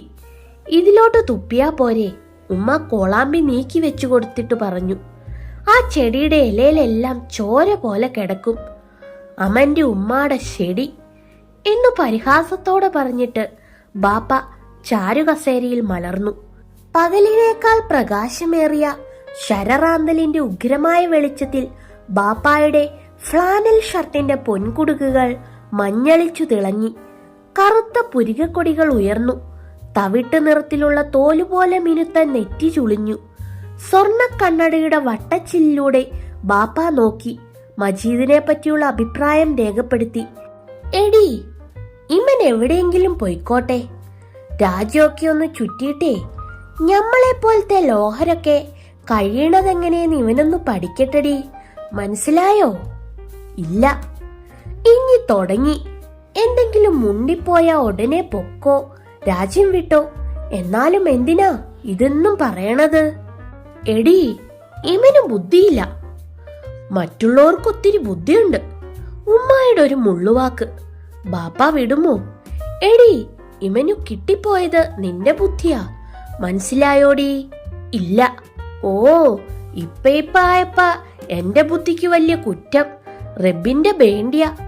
എടി, അല്ലെങ്കിൽ ഇവൻ ഇത് തോന്നോ? എടി, എന്റെ അനുഷ്യന്മാർക്കെല്ലാം കൂടെ 26 മക്കള്. നിന്റെ അനുഷ്യന്മാർക്കും അനുഷ്യത്തിമാർക്കും എല്ലാം കൂടെ ഭഗന്ത പോലെ 41 എണ്ണം. എടി, അതെല്ലാം കൂടെ ഇവിടെ വന്ന് ചോറ് തിന്നുമ്പോ ഞാൻ വല്ലതും പറയണുണ്ടോടി? ഇല്ല. എന്റെ ബദരീങ്ങളെ, എന്തൊരു പങ്കപ്പാടാണിത്. എടി, നീ 1000 ബദരീങ്ങളെ വിളി, എന്നാലും നിനക്ക് ബുദ്ധി ഉണ്ടാകുവോ? ഇല്ല. ഞാൻ പറയണത് നിനക്ക് മനസ്സിലാകുവോ? ഇല്ല. എന്നാ പിന്നെ എഴുതി കാണീര്. എഴുത്തറിയാൻ വയ്യാത്ത ഉമ്മ പറഞ്ഞു. അത് കേട്ടു ബാപ്പ പൊട്ടിച്ചിരിച്ചു. ഉമ്മായുടെ വെളുത്ത കുപ്പായത്തിൽ ചെമന്ന തുപ്പൽ തുള്ളികൾ നിറഞ്ഞു. പോടിയപ്പുറത്ത് ബാപ്പ ആജ്ഞാപിച്ചു. പോയി നിന്റെ കുപ്പായം മാറ്റിക്കൊണ്ടുവാ, മനസ്സിലായോടി? ഇല്ല. ഉമ്മ പോയി കുപ്പായം മാറി വേറൊന്ന് ധരിച്ചിട്ട് വന്നു. ബാപ്പ തുടർന്നു. എയ്ത്ത്. എടി, നിന്റെ ബാപ്പ പഠിച്ചിട്ടുണ്ടോ? ഇല്ല. എടി, നിന്റെ ആങ്ങളമാര് പഠിച്ചിട്ടുണ്ടോ? ഇല്ല. ഉമ്മ വിടുമോ? ഓ, നിങ്ങളുടെ എല്ലാരും ഒത്തിരി പഠിച്ചിട്ടുണ്ട്. അതിനു ബാപ്പ വളരെ സമയത്തേക്ക് ഒന്നും പറഞ്ഞില്ല. ബാപ്പ എഴുത്തു പഠിച്ചിട്ടില്ല. ബാപ്പായുടെ ബാപ്പായും ബാപ്പായുടെ ഉമ്മായും എഴുത്തു പഠിച്ചിട്ടില്ല. അതുമ്മ ഓർമ്മിപ്പിച്ചത് കാരണം ബാപ്പായ്ക്ക് ദേഷ്യം വന്നു. അധികം പറഞ്ഞാലുണ്ടല്ലോടി, ബാപ്പ ഗർജിച്ചു. നിന്റെ ശംഖ് ഞാൻ ചവിട്ടി വെള്ളമാക്കും, മനസ്സിലായോടി? ഇല്ല. അതിനുമ്മ എന്തെങ്കിലും സമാധാനം പറഞ്ഞാൽ ഉടനെ വഴക്കുണ്ടാക്കുമായിരുന്നു. ചെല്ലമെടുത്ത് മുറ്റത്തേക്കെറിയും. ഉമ്മായെ അടിക്കും, മജീദിനെ അടിക്കും, മജീദിന്റെ സഹോദരിമാരെ അടിക്കും. മാത്രമല്ല, മജീദിന്റെ ചെടികൾ മുഴുവൻ വലിച്ചു പിഴുതുകളയും. അതുകൊണ്ട് ഉമ്മ ഒന്നും സമാധാനം പറഞ്ഞില്ല. ഉമ്മ ഒന്നും പറയാത്തത് കൊണ്ട് ബാപ്പ ചോദിച്ചു, എന്താടി, നാവിറങ്ങിപ്പോയോ? ഇല്ല. ഉമ്മ വളരെ ശാന്തതയോടെ ചോദിച്ചു, ഇതൊക്കെ എന്തിനാ പറയണത്? മജീദ് ഒന്ന് ചോദിച്ചു പോയി. റംബിന്റെയും നേർച്ചക്കാരിയുടെയും ബേണ്ടി കൊണ്ട് ഞമ്മക്ക് ബേണ്ടിയോളം മുതലുണ്ടല്ലോ. ഇപ്പൊ ആ സുഹ്റാടെ ബാപ്പ മരിച്ചുപോയി. ഇപ്പൊ അതുങ്ങൾക്ക് ആരുമില്ല. ഞമ്മക്ക് അവളെയും പഠിപ്പിച്ചാലെന്താ? മജീദ് ഉത്കണ്ഠയോടെ കാത്തിരുന്നു. ഉമ്മായുടെ കഴുത്തിലെയും കാതിലെയും സ്വർണ്ണാഭരണങ്ങൾ തിളങ്ങി. ഉണ്ടടി, ഞമ്മക്ക് വേണ്ടിയോളം മുതലുണ്ട്. നിന്റെ ബാപ്പ സമ്പാദിച്ചു തന്നതോ അതോ നിനക്ക് സിറീധനം കിട്ടിയതോ? തുടങ്ങി സിറീധനം. ചുമ്മാ കെട്ടിക്കൊണ്ടു പോന്നതല്ലേ. എണ്ണിക്കൊണ്ടേ 1000 രൂപായും പിന്നെ കൈത്തേലും കാതിലും കയ്യേലും കാലേലും പിന്നെ അരയിലുമേ നിറച്ചു പൊന്നും തന്നതേ മറന്നുപോയോ? ബാപ്പ മീശ പിരിച്ചു. അവിടെ 1000 തൊലിഞ്ഞ രൂപ. എടി, നിന്നോളം തൂക്കത്തി രൂഫ കൊടുത്താലും നിന്നെ പോലത്തെ ബുദ്ധിയില്ലാത്തതിനെ വല്ലോരും കെട്ടുപോടി? ഇല്ല. എന്നാ ഇനി ഒരു ബുദ്ധിയുള്ളതിനെ പോയി കെട്ടുമടി, കെട്ടും. എന്നെ പോലത്തെ യോഗ്യതയുള്ള ആണുങ്ങൾക്ക് 1000 അല്ലടി 10,000 തരാൻ ആളുണ്ട്. മനസ്സിലായോടി? ഇല്ല. ഉമ്മ അതിനൊന്നും പറഞ്ഞില്ല. വേണമെങ്കിൽ ബാപ്പായ്ക്ക് എത്ര എണ്ണത്തിനെ വേണമെങ്കിലും കെട്ടാം. ഉമ്മ ഒന്നും പറയാത്തത് കൊണ്ട് ബാപ്പായ്ക്ക് ശുണ്ടി വന്നു. അവള് പറഞ്ഞു കേട്ടോ, ഞമ്മക്ക് വേണ്ടിയോളം മുതലുണ്ടെന്ന്. അത് ഒറ്റ കാശിനു പോലും മുതലില്ല എന്ന ഭാവത്തിലാണ്.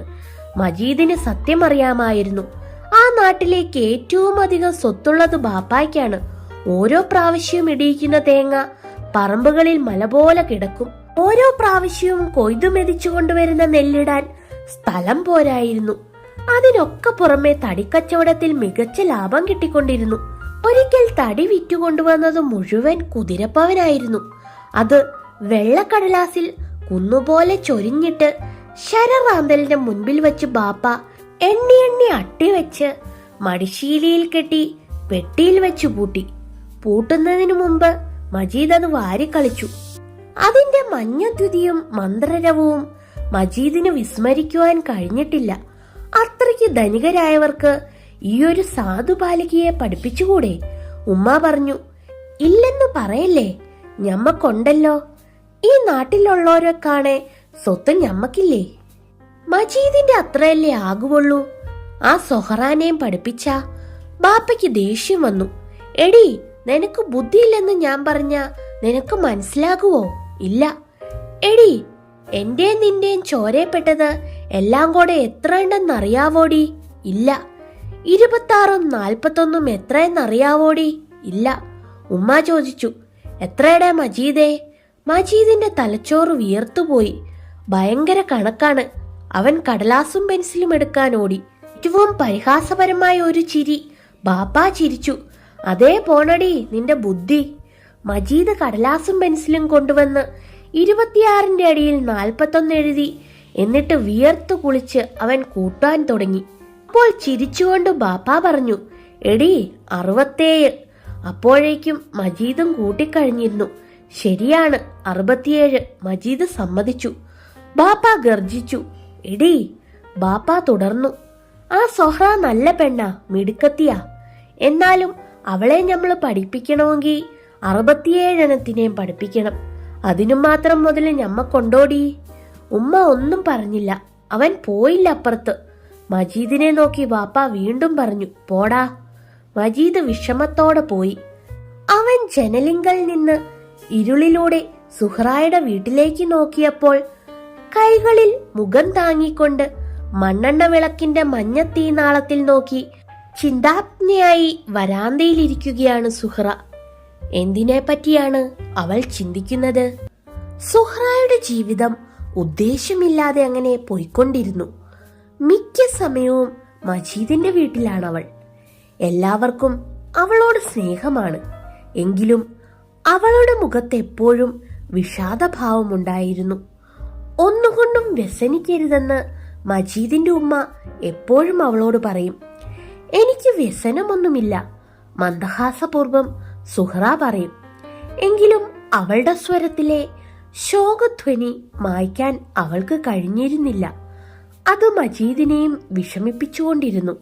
അവൻ പറയും, പണ്ടത്തെ മാതിരിയുള്ള സുഹ്റായുടെ ഒരു ചിരി കേൾക്കാൻ കൊതിയാവുന്നു. അവൾ പറയും, ഞാൻ പണ്ടത്തെ മാതിരി അല്ലേ ചിരിക്കുന്നത്? അല്ല, ഇപ്പോഴത്തെ ചിരിയിൽ കണ്ണുനീരുള്ളതുപോലെ. ഓ, അത് ഞാൻ വളർന്നു പോയിട്ടായിരിക്കാം. ഒട്ടുകഴിഞ്ഞ് നാം വളരെ ഉണ്ടായിരുന്നു.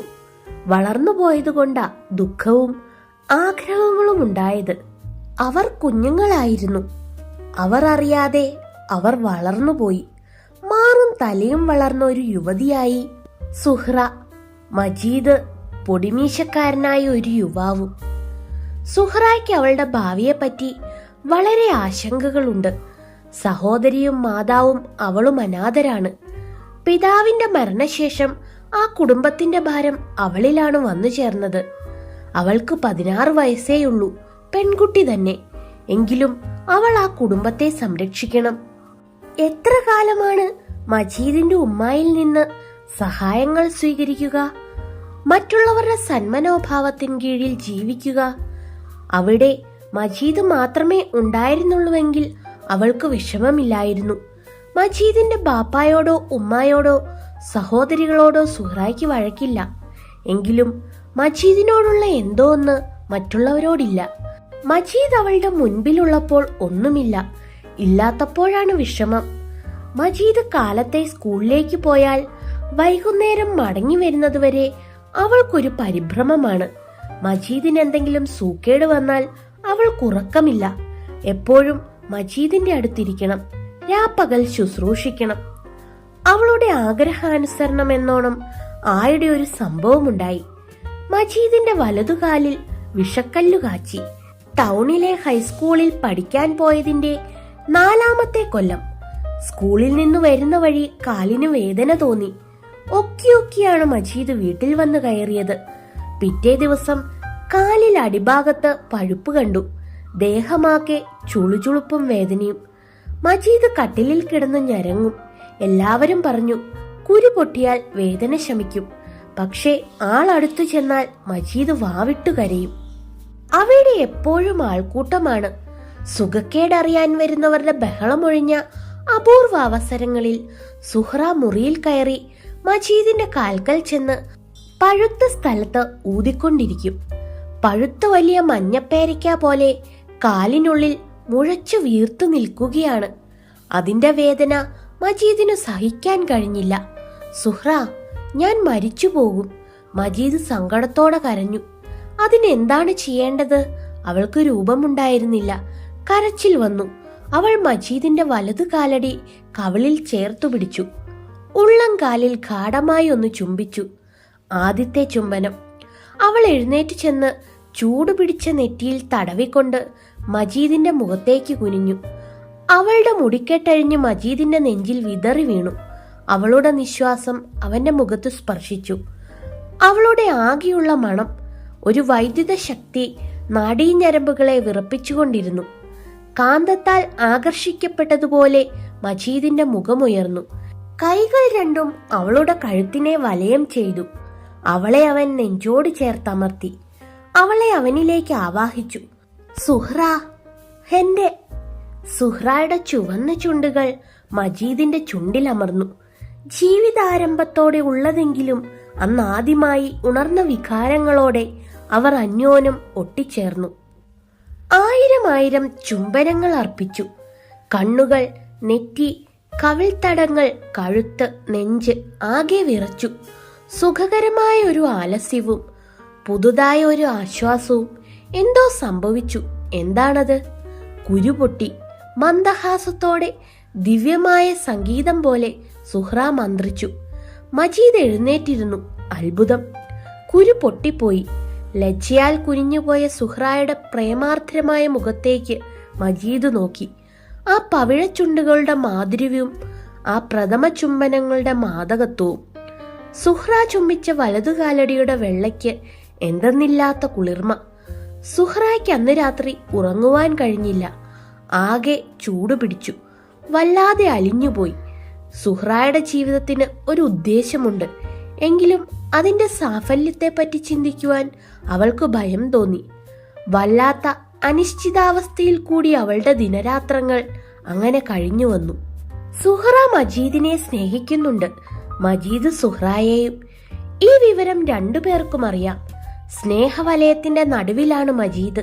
എങ്കിലും ഉജ്ജീവന ചിന്തകളും ഉത്കൃഷ്ടാദർശനങ്ങളുമാണ് മജീദിനെ നയിച്ചിരുന്നത്.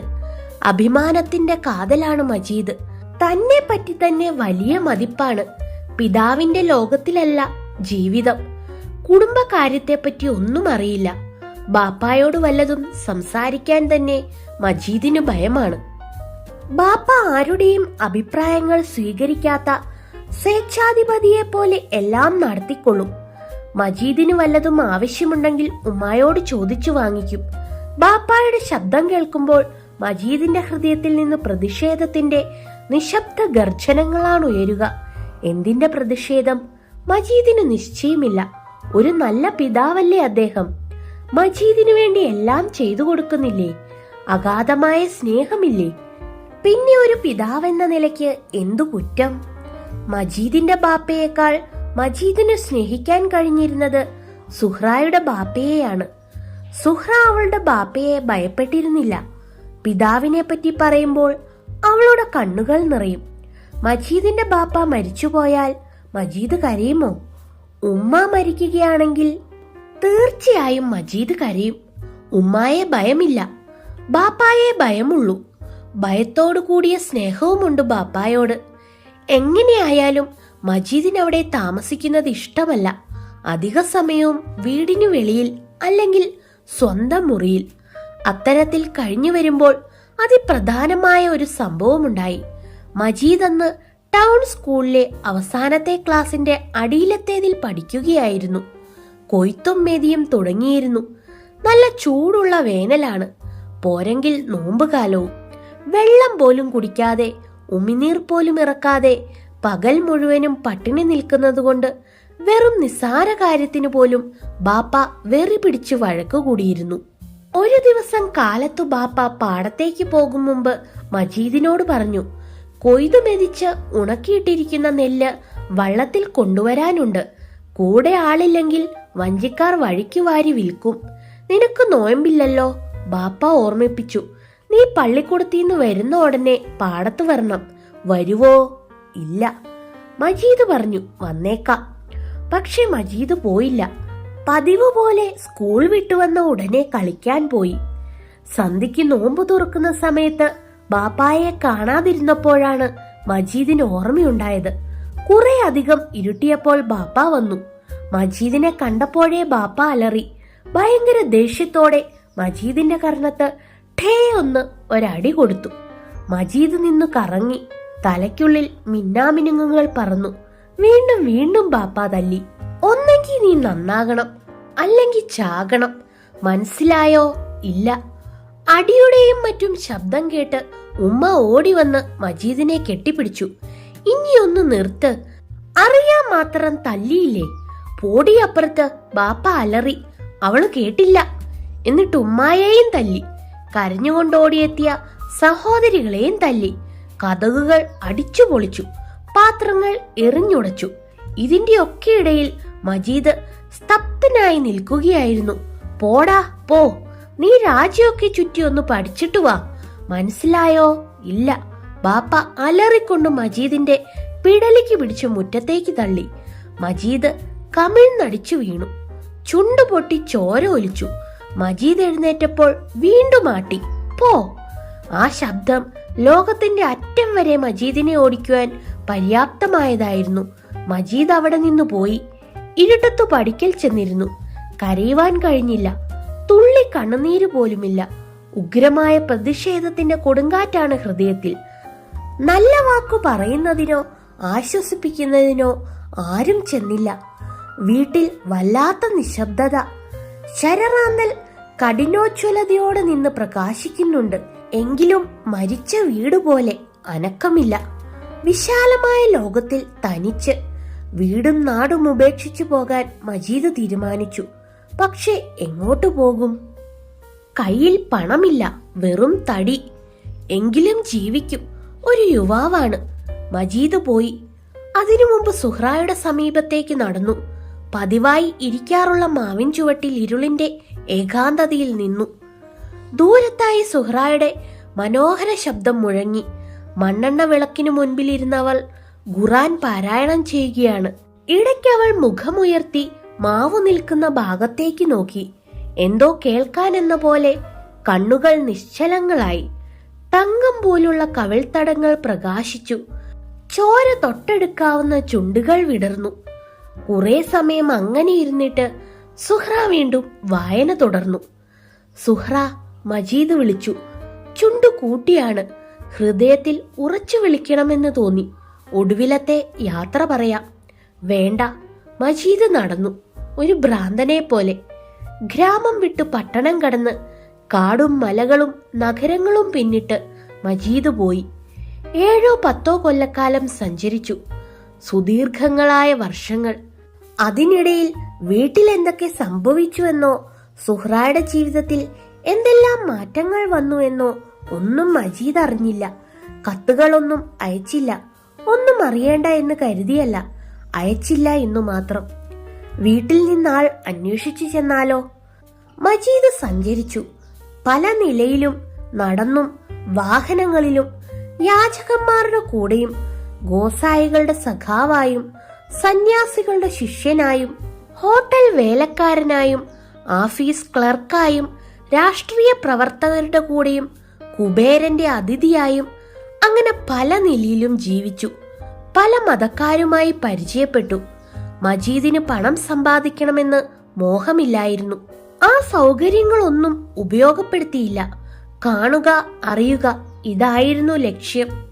മജീദ് കണ്ടു കൊച്ചു ഗ്രാമങ്ങളും വൻ നഗരങ്ങളും, കുഞ്ഞരുവികളും വൻ നദികളും, ചെറുകുന്നുകളും മഹാപർവ്വത പങ്ക്തികളും, പൊടിമണ്ണു നിറഞ്ഞ കർഷക ഭൂമികളും, വെൺമണൽ തരികളുടെ മഹാലോകമായ മണലാരണ്യങ്ങളും. അങ്ങനെ 1000 മൈൽ ദൂരെ മജീദ് പോയി. എന്തു കാണാൻ, എന്തു കേൾക്കാൻ! മനുഷ്യർ എവിടെയും ഒരുപോലെ, ഭാഷയ്ക്കും വേഷത്തിനും മാത്രം വ്യത്യാസം. എല്ലാം സ്ത്രീ പുരുഷന്മാർ. ജനിച്ചു വളർന്ന് ഇണചേർന്ന് പെരുപ്പിക്കുന്നു. പിന്നെ മരണം, അത്ര തന്നെ. ജനന മരണങ്ങളുടെ ഇടയിലുള്ള കഠിനയാതന എവിടെയുമുണ്ട്. മരണത്തോടെ എല്ലാം കഴിയുമോ? അങ്ങനെ വിഷാദാത്മകനായി മജീദ് നാട്ടിലേക്ക് തിരിച്ചു. എന്തിന്? സുഹ്റായെ വിവാഹം ചെയ്ത് അടങ്ങിയൊതുങ്ങി വല്ലയിടത്തും ജീവിതകാലം കഴിച്ചുകൂട്ടാൻ. പക്ഷേ നാട്ടിൽ സ്തംഭിപ്പിച്ച മാറ്റങ്ങളാണ് മജീദിനെ അഭിമുഖീകരിച്ചത്. കച്ചവടത്തിൽ അടിക്കടിയുണ്ടായ നഷ്ടത്താലോ, നാട്ടിലൊരു പാലമുണ്ടാക്കാൻ ഗവൺമെന്റിലേക്കുള്ള ഒരു ഹർജിയാണെന്ന് പറഞ്ഞ് വമ്പിച്ച ഒരു തുക പറ്റിയതായുള്ള ഒരാളുടെ പ്രമാണത്തിൽ ഒപ്പിട്ടു കൊടുത്തതിനാലോ എന്തോ ബാപ്പായുടെ സ്വത്തെല്ലാം കടത്തിൽ പോയി. കിടപ്പാടവും കൂടി പണയത്തിൽ. മാതാപിതാക്കൾ തീരെ വൃദ്ധരായി തീർന്നിരിക്കുന്നു. സഹോദരികൾ രണ്ടും വളർന്നു, വിവാഹത്തിനു പ്രായം കഴിഞ്ഞു. എല്ലാറ്റിനും ഉപരിയായി സുഹ്റ വിവാഹിതയായി കഴിഞ്ഞിരിക്കുന്നു. മജീദ് നാട്ടിലെത്തിയതിന് 1 കൊല്ലം മുമ്പാണത്. പട്ടണത്തിലെവിടെയോ ഉള്ള ഒരു കശാപ്പുകാരനാണ് വിവാഹം ചെയ്തിരിക്കുന്നത്. സുഹ്റ മജീദിനു വേണ്ടി കാത്തിരുന്നില്ല. സ്വാർത്ഥപരിപൂരിതമാണ് ജീവിതം, മജീദ് തീരുമാനിച്ചു.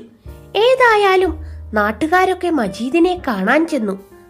4-5 പേർ ചുമന്നുകൊണ്ട് ചെന്ന പെട്ടികളും കിടക്കിയും മറ്റും കണ്ട് ആളുകളൊക്കെ വിചാരിച്ചു മജീദിന്റെ പക്കൽ ധാരാളം പണമുണ്ടായിരിക്കും.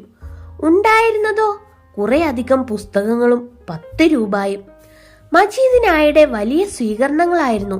ഓരോ വീട്ടിലും ദിവസവും 2-3 തവണ അതിഥിയായി പോകണം. വയറു നിറയെ ആഹാരം കഴിച്ചതാണെങ്കിലും നിർബന്ധിച്ചൂട്ടും. എന്നാൽ 1 മാസം കൊണ്ട് സത്യം എല്ലാവരും അറിഞ്ഞു. ദാരിദ്ര്യത്തിൽ ആണ്ടുപോയ ആ കുടുംബത്തിലെ ഒരു ദരിദ്രാംഗം മാത്രമാണ് മജീദ്. വെറും പാപ്പർ. അവൻ എന്തിനു വരാൻ പോയി? അതായി നാട്ടുകാരുടെ ചോദ്യം. ഒരുപാട് കൊല്ലം കഴിഞ്ഞു വന്നിരിക്കുന്നു, വെറും കൈയോടെ. നിന്നാവഹങ്ങളായ നോട്ടങ്ങളും പരിഹാസവചനങ്ങളും മജീദിന് ലഭിച്ചു തുടങ്ങി. തന്മൂലം വെളിയിലിറങ്ങാതായി. വീട്ടിൽ പണ്ടത്തെ മുറിയിൽ തന്നെ എപ്പോഴും. ആ മുറിക്ക് വളരെ ചരിത്രങ്ങളില്ലേ. വിദ്യാഭ്യാസ കാലത്ത് ഉപയോഗിച്ചിരുന്നതാണത്. മജീദിന്റെ മാർഗ കല്യാണം കഴിച്ചതും അതിൽ വെച്ച്. വിഷക്കല്ല് കാച്ചി കിടന്നതും അതിൽ തന്നെ. അതിൽ പഴയ ചാരുകസേരയിട്ട് വെളിയിലേക്ക് നോക്കി മജീദ് കിടക്കും. വീട്ടിൽ നേരാംവണ്ണം ആഹാരം കഴിക്കാനില്ല. മജീദിന്റെ സഹോദരികൾ തൊണ്ട തല്ലി പിരിക്കുന്ന കയറ് ബാപ്പ അങ്ങാടിയിൽ കൊണ്ടുപോയി വിറ്റു വല്ലതുമൊക്കെ വാങ്ങിച്ചു കൊണ്ടുവരും.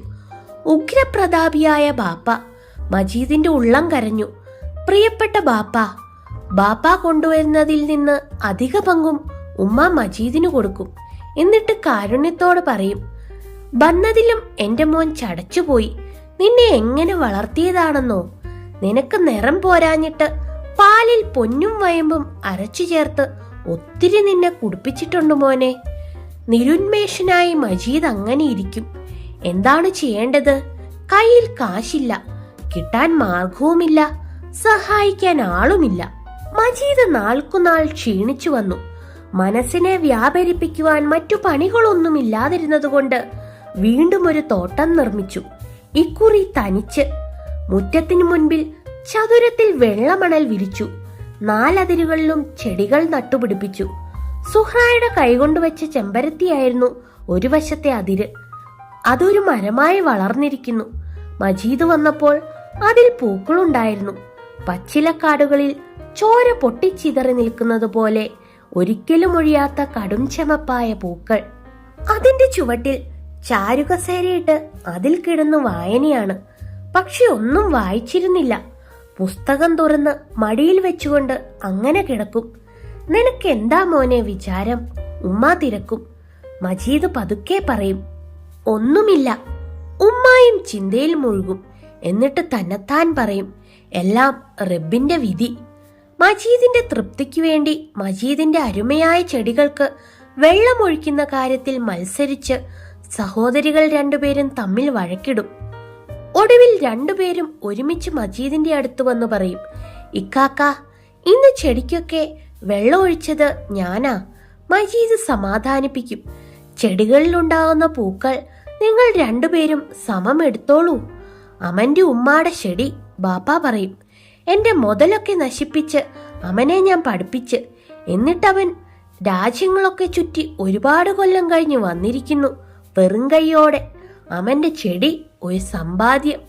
ഈ വയസ്സുകാലത്ത് എനിക്ക് സുഖിക്കാനൊരു തോട്ടം ഒക്കെ ഞാൻ വെട്ടിപ്പറിച്ചു കളയും. ഞാൻ പറഞ്ഞത് കേട്ടോടി? ഇല്ല. ഉമ്മ പറയും, എന്നാലും മുറ്റൊക്കെ വെടിപ്പാക്കി കിട്ടിയല്ലോ. ബാപ്പ ഉണക്ക വെറ്റിലയിൽ ചുണ്ണാമ്പ് പൊടിച്ചിട്ടുകൊണ്ട് ചോദിക്കും, കേട്ടില്ലേടി ഞാൻ പറഞ്ഞത്? ഇല്ല. എന്താ വല്ലെടുത്തോന്നും ഇത്തിരി പുകലഞ്ഞിട്ട് മേടിയിര്. ഉമ്മ ഒരു പഴന്തുണിയും തലയിലിട്ട് കീറി മുഷിഞ്ഞ കുപ്പായത്തോടെ അയൽപക്കങ്ങളിലേക്ക് പുകയിലഞ്ഞെട്ടിനു പോകും. ബാപ്പായും ഉമ്മായും സഹോദരികൾ സുഹ്റ. ഓർമ്മകൾ മേഘങ്ങൾ പോലെ ഹൃദയാകാശത്തിലൂടെ പാഞ്ഞുപോയിക്കൊണ്ടിരിക്കും. ദാരിദ്ര്യം ഭയങ്കര വ്യാധിയാണ്. അത് ശരീരത്തെയും ഹൃദയത്തെയും ആത്മാവിനെയും നശിപ്പിച്ചു കളയുന്നു. അങ്ങനെ ശരീരവും ഹൃദയവും ആത്മാവും നശിച്ച നാനാജാതികളിലായി ലക്ഷോപലക്ഷം സ്ത്രീ പുരുഷന്മാർ. ആ ചിത്രങ്ങൾ മജീദിന്റെ മനസ്സിൽ വന്ന് നിറയും. വൈരൂപമേറിയ ജുഗുപ്സാവഹങ്ങളായ ആ ചിത്രങ്ങളെ മാത്രം ഓർക്കുന്നത് എന്തുകൊണ്ട്? ജീവിതം പ്രകാശമുള്ള സൗന്ദര്യം തന്നെ. എങ്കിലും അതിന്റെ മുഖത്തു പറ്റിയിരിക്കുന്ന ചേറും ചെളിയും വിസ്മരിക്കുവാൻ കഴിയുന്നില്ല. ജീവിതത്തിലെ വൈരൂപ്യങ്ങൾ, ജീവിതത്തിലെ അവശതകൾ. ശാന്തസുന്ദരമായ ജീവിതമുണ്ടോ? ഉണ്ണാനില്ലാത്തവർ, ഉടുക്കാനില്ലാത്തവർ, കിടപ്പാടമില്ലാത്തവർ, അംഗഭംഗം വന്നവർ, അങ്ങനെ ഹതാശരുടെ അനന്തമായ ഘോഷയാത്ര. രാവും പകലും കാണും. ഒക്കെ വിസ്മരിച്ചാൽ കൊള്ളാമെന്നുണ്ട്. പക്ഷെ എങ്ങനെ മറക്കുവാൻ കഴിയും? തല എപ്പോഴും പുകഞ്ഞുകൊണ്ടിരിക്കും. ഹൃദയം എപ്പോഴും വിങ്ങിക്കൊണ്ടിരിക്കും. സുഹ്റായെ പറ്റി ഓർക്കുമ്പോൾ കണ്ണുനീർ പൊടിയും. അവളെ ഒന്ന് കാണണമെന്നുണ്ട്. പക്ഷേ മറ്റൊരുവന്റെ ഭാര്യ. എന്നാൽ ദൂരെ വച്ചെങ്കിലും ഒന്ന് കാണണം. പരിഭവം പറയാനല്ല, മുള്ളുവാ കോതുവാനുമല്ല, വെറുതെ ഒന്ന് കാണുവാൻ, ആ ശബ്ദം ഒന്ന് കേൾക്കുവാൻ. അവൾ മജീദിനെ മറന്നു കളഞ്ഞു. പക്ഷേ മജീദിന് അവളെ മറക്കാൻ കഴിയുമോ? വളരെ മാമ്പഴം കൊടുത്ത് അവരെ അനുഗ്രഹിച്ചിട്ടുള്ള ആ മാവിൻ ചുവട്ടിൽ രാത്രിയുടെ ഏകാന്തതയിൽ മജീദ് ചെന്നിരിക്കും. ആരെയും പ്രതീക്ഷിച്ചല്ല. പ്രതീക്ഷിക്കുവാൻ ആരുണ്ട്? മജീദ് വിചാരിച്ചു. ഞാൻ വന്നിട്ടുണ്ടെന്നറിഞ്ഞാൽ ഒരിക്കലും സുഹ്റ വരികയില്ല. അവൾ എന്തിനു വരുന്നു? ആരെ കാണാൻ? മജീദിന്റെ അടുത്ത് ഉമ്മ ഒന്നും മിണ്ടാതെയിരിക്കും. ഉമ്മ, ബാപ്പ, സഹോദരികൾ, ഇവർക്ക് നേരാവണ്ണം ആഹാരം കൊടുക്കാൻ എന്തു വഴി? ബാപ്പ ദേഷ്യപ്പെടുന്നത് വെറുതെ അല്ലല്ലോ. പ്രായമായ മകൻ എന്തു ചെയ്യും? എന്തൊരു ജീവിതം! സുഹ്റ, പ്രിയപ്പെട്ട സുഹ്റ, നീ വരുമോ? സുഹ്റ വന്നു. മജീദ് വന്നിട്ടുണ്ടെന്നറിഞ്ഞ് പ്രേമ പാരവശ്യത്തോടെ അവൾ ഓടിക്കിതച്ചു വന്നു. പക്ഷേ മജീദിന് കാണുവാൻ മനസ്സുണ്ടായില്ല. വല്ലാതെ പതറിപ്പോയിരുന്നു. മജീദിന് അനങ്ങുവാൻ കഴിഞ്ഞില്ല. ആകെ തളർന്നു പോയിരുന്നു. എവിടെ എന്നുള്ള സുഹ്റായുടെ ചോദ്യവും തോട്ടത്തിൽ എന്നുള്ള ഉമ്മായുടെ മറുപടിയും മജീദ് കേട്ടു. ഹൃദയം ദ്രുതഗതിയിൽ തുടിച്ചുകൊണ്ടിരുന്നു. അനക്കമില്ലാതെ മജീദ് ആ പഴയ കസാരയിൽ കിടന്നു. അന്തിവെയിലിൽ തോട്ടം മുങ്ങി നിൽക്കുകയായിരുന്നു. പൂക്കളിലേക്ക് വണ്ടുകൾ പാറിപ്പറന്നുകൊണ്ടിരുന്നു. സുഗന്ധവാഹിയായ ഇളങ്കാറ്റ് ഇലകളെ ചലിപ്പിച്ചുകൊണ്ടിരുന്നു. മജീദ് മഞ്ഞവെയിൽ മുങ്ങിയ പ്രതിമ പോലെ ചാരുകസേരയിൽ കിടക്കുകയാണ്. സുഹ്റായുടെ കാലച്ച അടുത്തു വന്നു. ഓ, പുതിയ തോട്ടം! സുഹ്റായുടെ ദുഃഖകരമായ ശബ്ദം പിന്നിൽ. മജീദിന്റെ ഹൃദയം വേദനിച്ചു. വെറും വേദനയല്ല, ഉറഞ്ഞ ഇല്ലിമുള്ളുകൾ തറഞ്ഞ് ഒടിഞ്ഞിരിക്കുന്നത് പോലെ ഹൃദയം വിങ്ങി വേദനിച്ചുകൊണ്ടിരിക്കുന്നു. പൊട്ടിക്കരയുവാൻ പോകുന്ന വിധത്തിൽ ഖിന്നയായി സുഹ്റ പതുക്കെ ചോദിച്ചു, എന്നെ അറിയുമോ? നിശബ്ദ പ്രപഞ്ചം. ഒന്നും പറയാൻ കഴിയുന്നില്ല. ഓർമ്മകൾ. മജീദിന്റെ കണ്ണുകൾ നിറഞ്ഞു. അവൾ വീണ്ടും ചോദിച്ചു, എന്നോട് പിണക്കമായിരിക്കും. മജീദ് പതുക്കെ തിരിഞ്ഞു നോക്കി. ഹൃദയം പൊള്ളിപ്പോയി. സുഹ്റ ആകെ മാറിപ്പോയിരിക്കുന്നു. കവിളുകളൊട്ടി, കൈവിരലുകളുടെ ഏപ്പുകൾ മുഴച്ച്, നഖങ്ങൾ തേഞ്ഞ്, ആകെ വിളർത്ത്, കാതുകളിലെ കറുപ്പു നൂലുകൾ മുടികൊണ്ടു മറഞ്ഞ്, അങ്ങനെ അന്യോന്യം അവർ നോക്കി. വളരെ വളരെ സമയത്തേക്ക് ഒന്നും ആർക്കും പറയുവാൻ കഴിഞ്ഞില്ല. ക്രമേണ സൂര്യൻ മറഞ്ഞു. വ്യത്യാസങ്ങളെ ഇല്ലാതാക്കിക്കൊണ്ട് ഇരുളെങ്ങും വ്യാപിച്ചു. ഒന്നും അവർ അറിഞ്ഞില്ല. ഗ്രാമത്തെ ആലിംഗനം ചെയ്യുന്ന നദിയുടെ ഇരുപിരിവുകളുടെയും ധവളിമയിൽ മുങ്ങിക്കൊണ്ട് പൂർണ്ണചന്ദ്രൻ കുന്നിന്റെ ഉച്ചിയിൽ നിന്നെത്തി നോക്കി. ഗ്രാമീണ നിശബ്ദതയെ ഭേദിച്ച് ഒരു പ്രേമഗാനം ദൂരത്തെവിടെയോ നിന്നും ഉയർന്നു. ഏതോ കാമുകൻ ഏതോ പ്രേമഭാചനത്തെ വിചാരിച്ച് ശോകമധുരമയോടെ പാടി.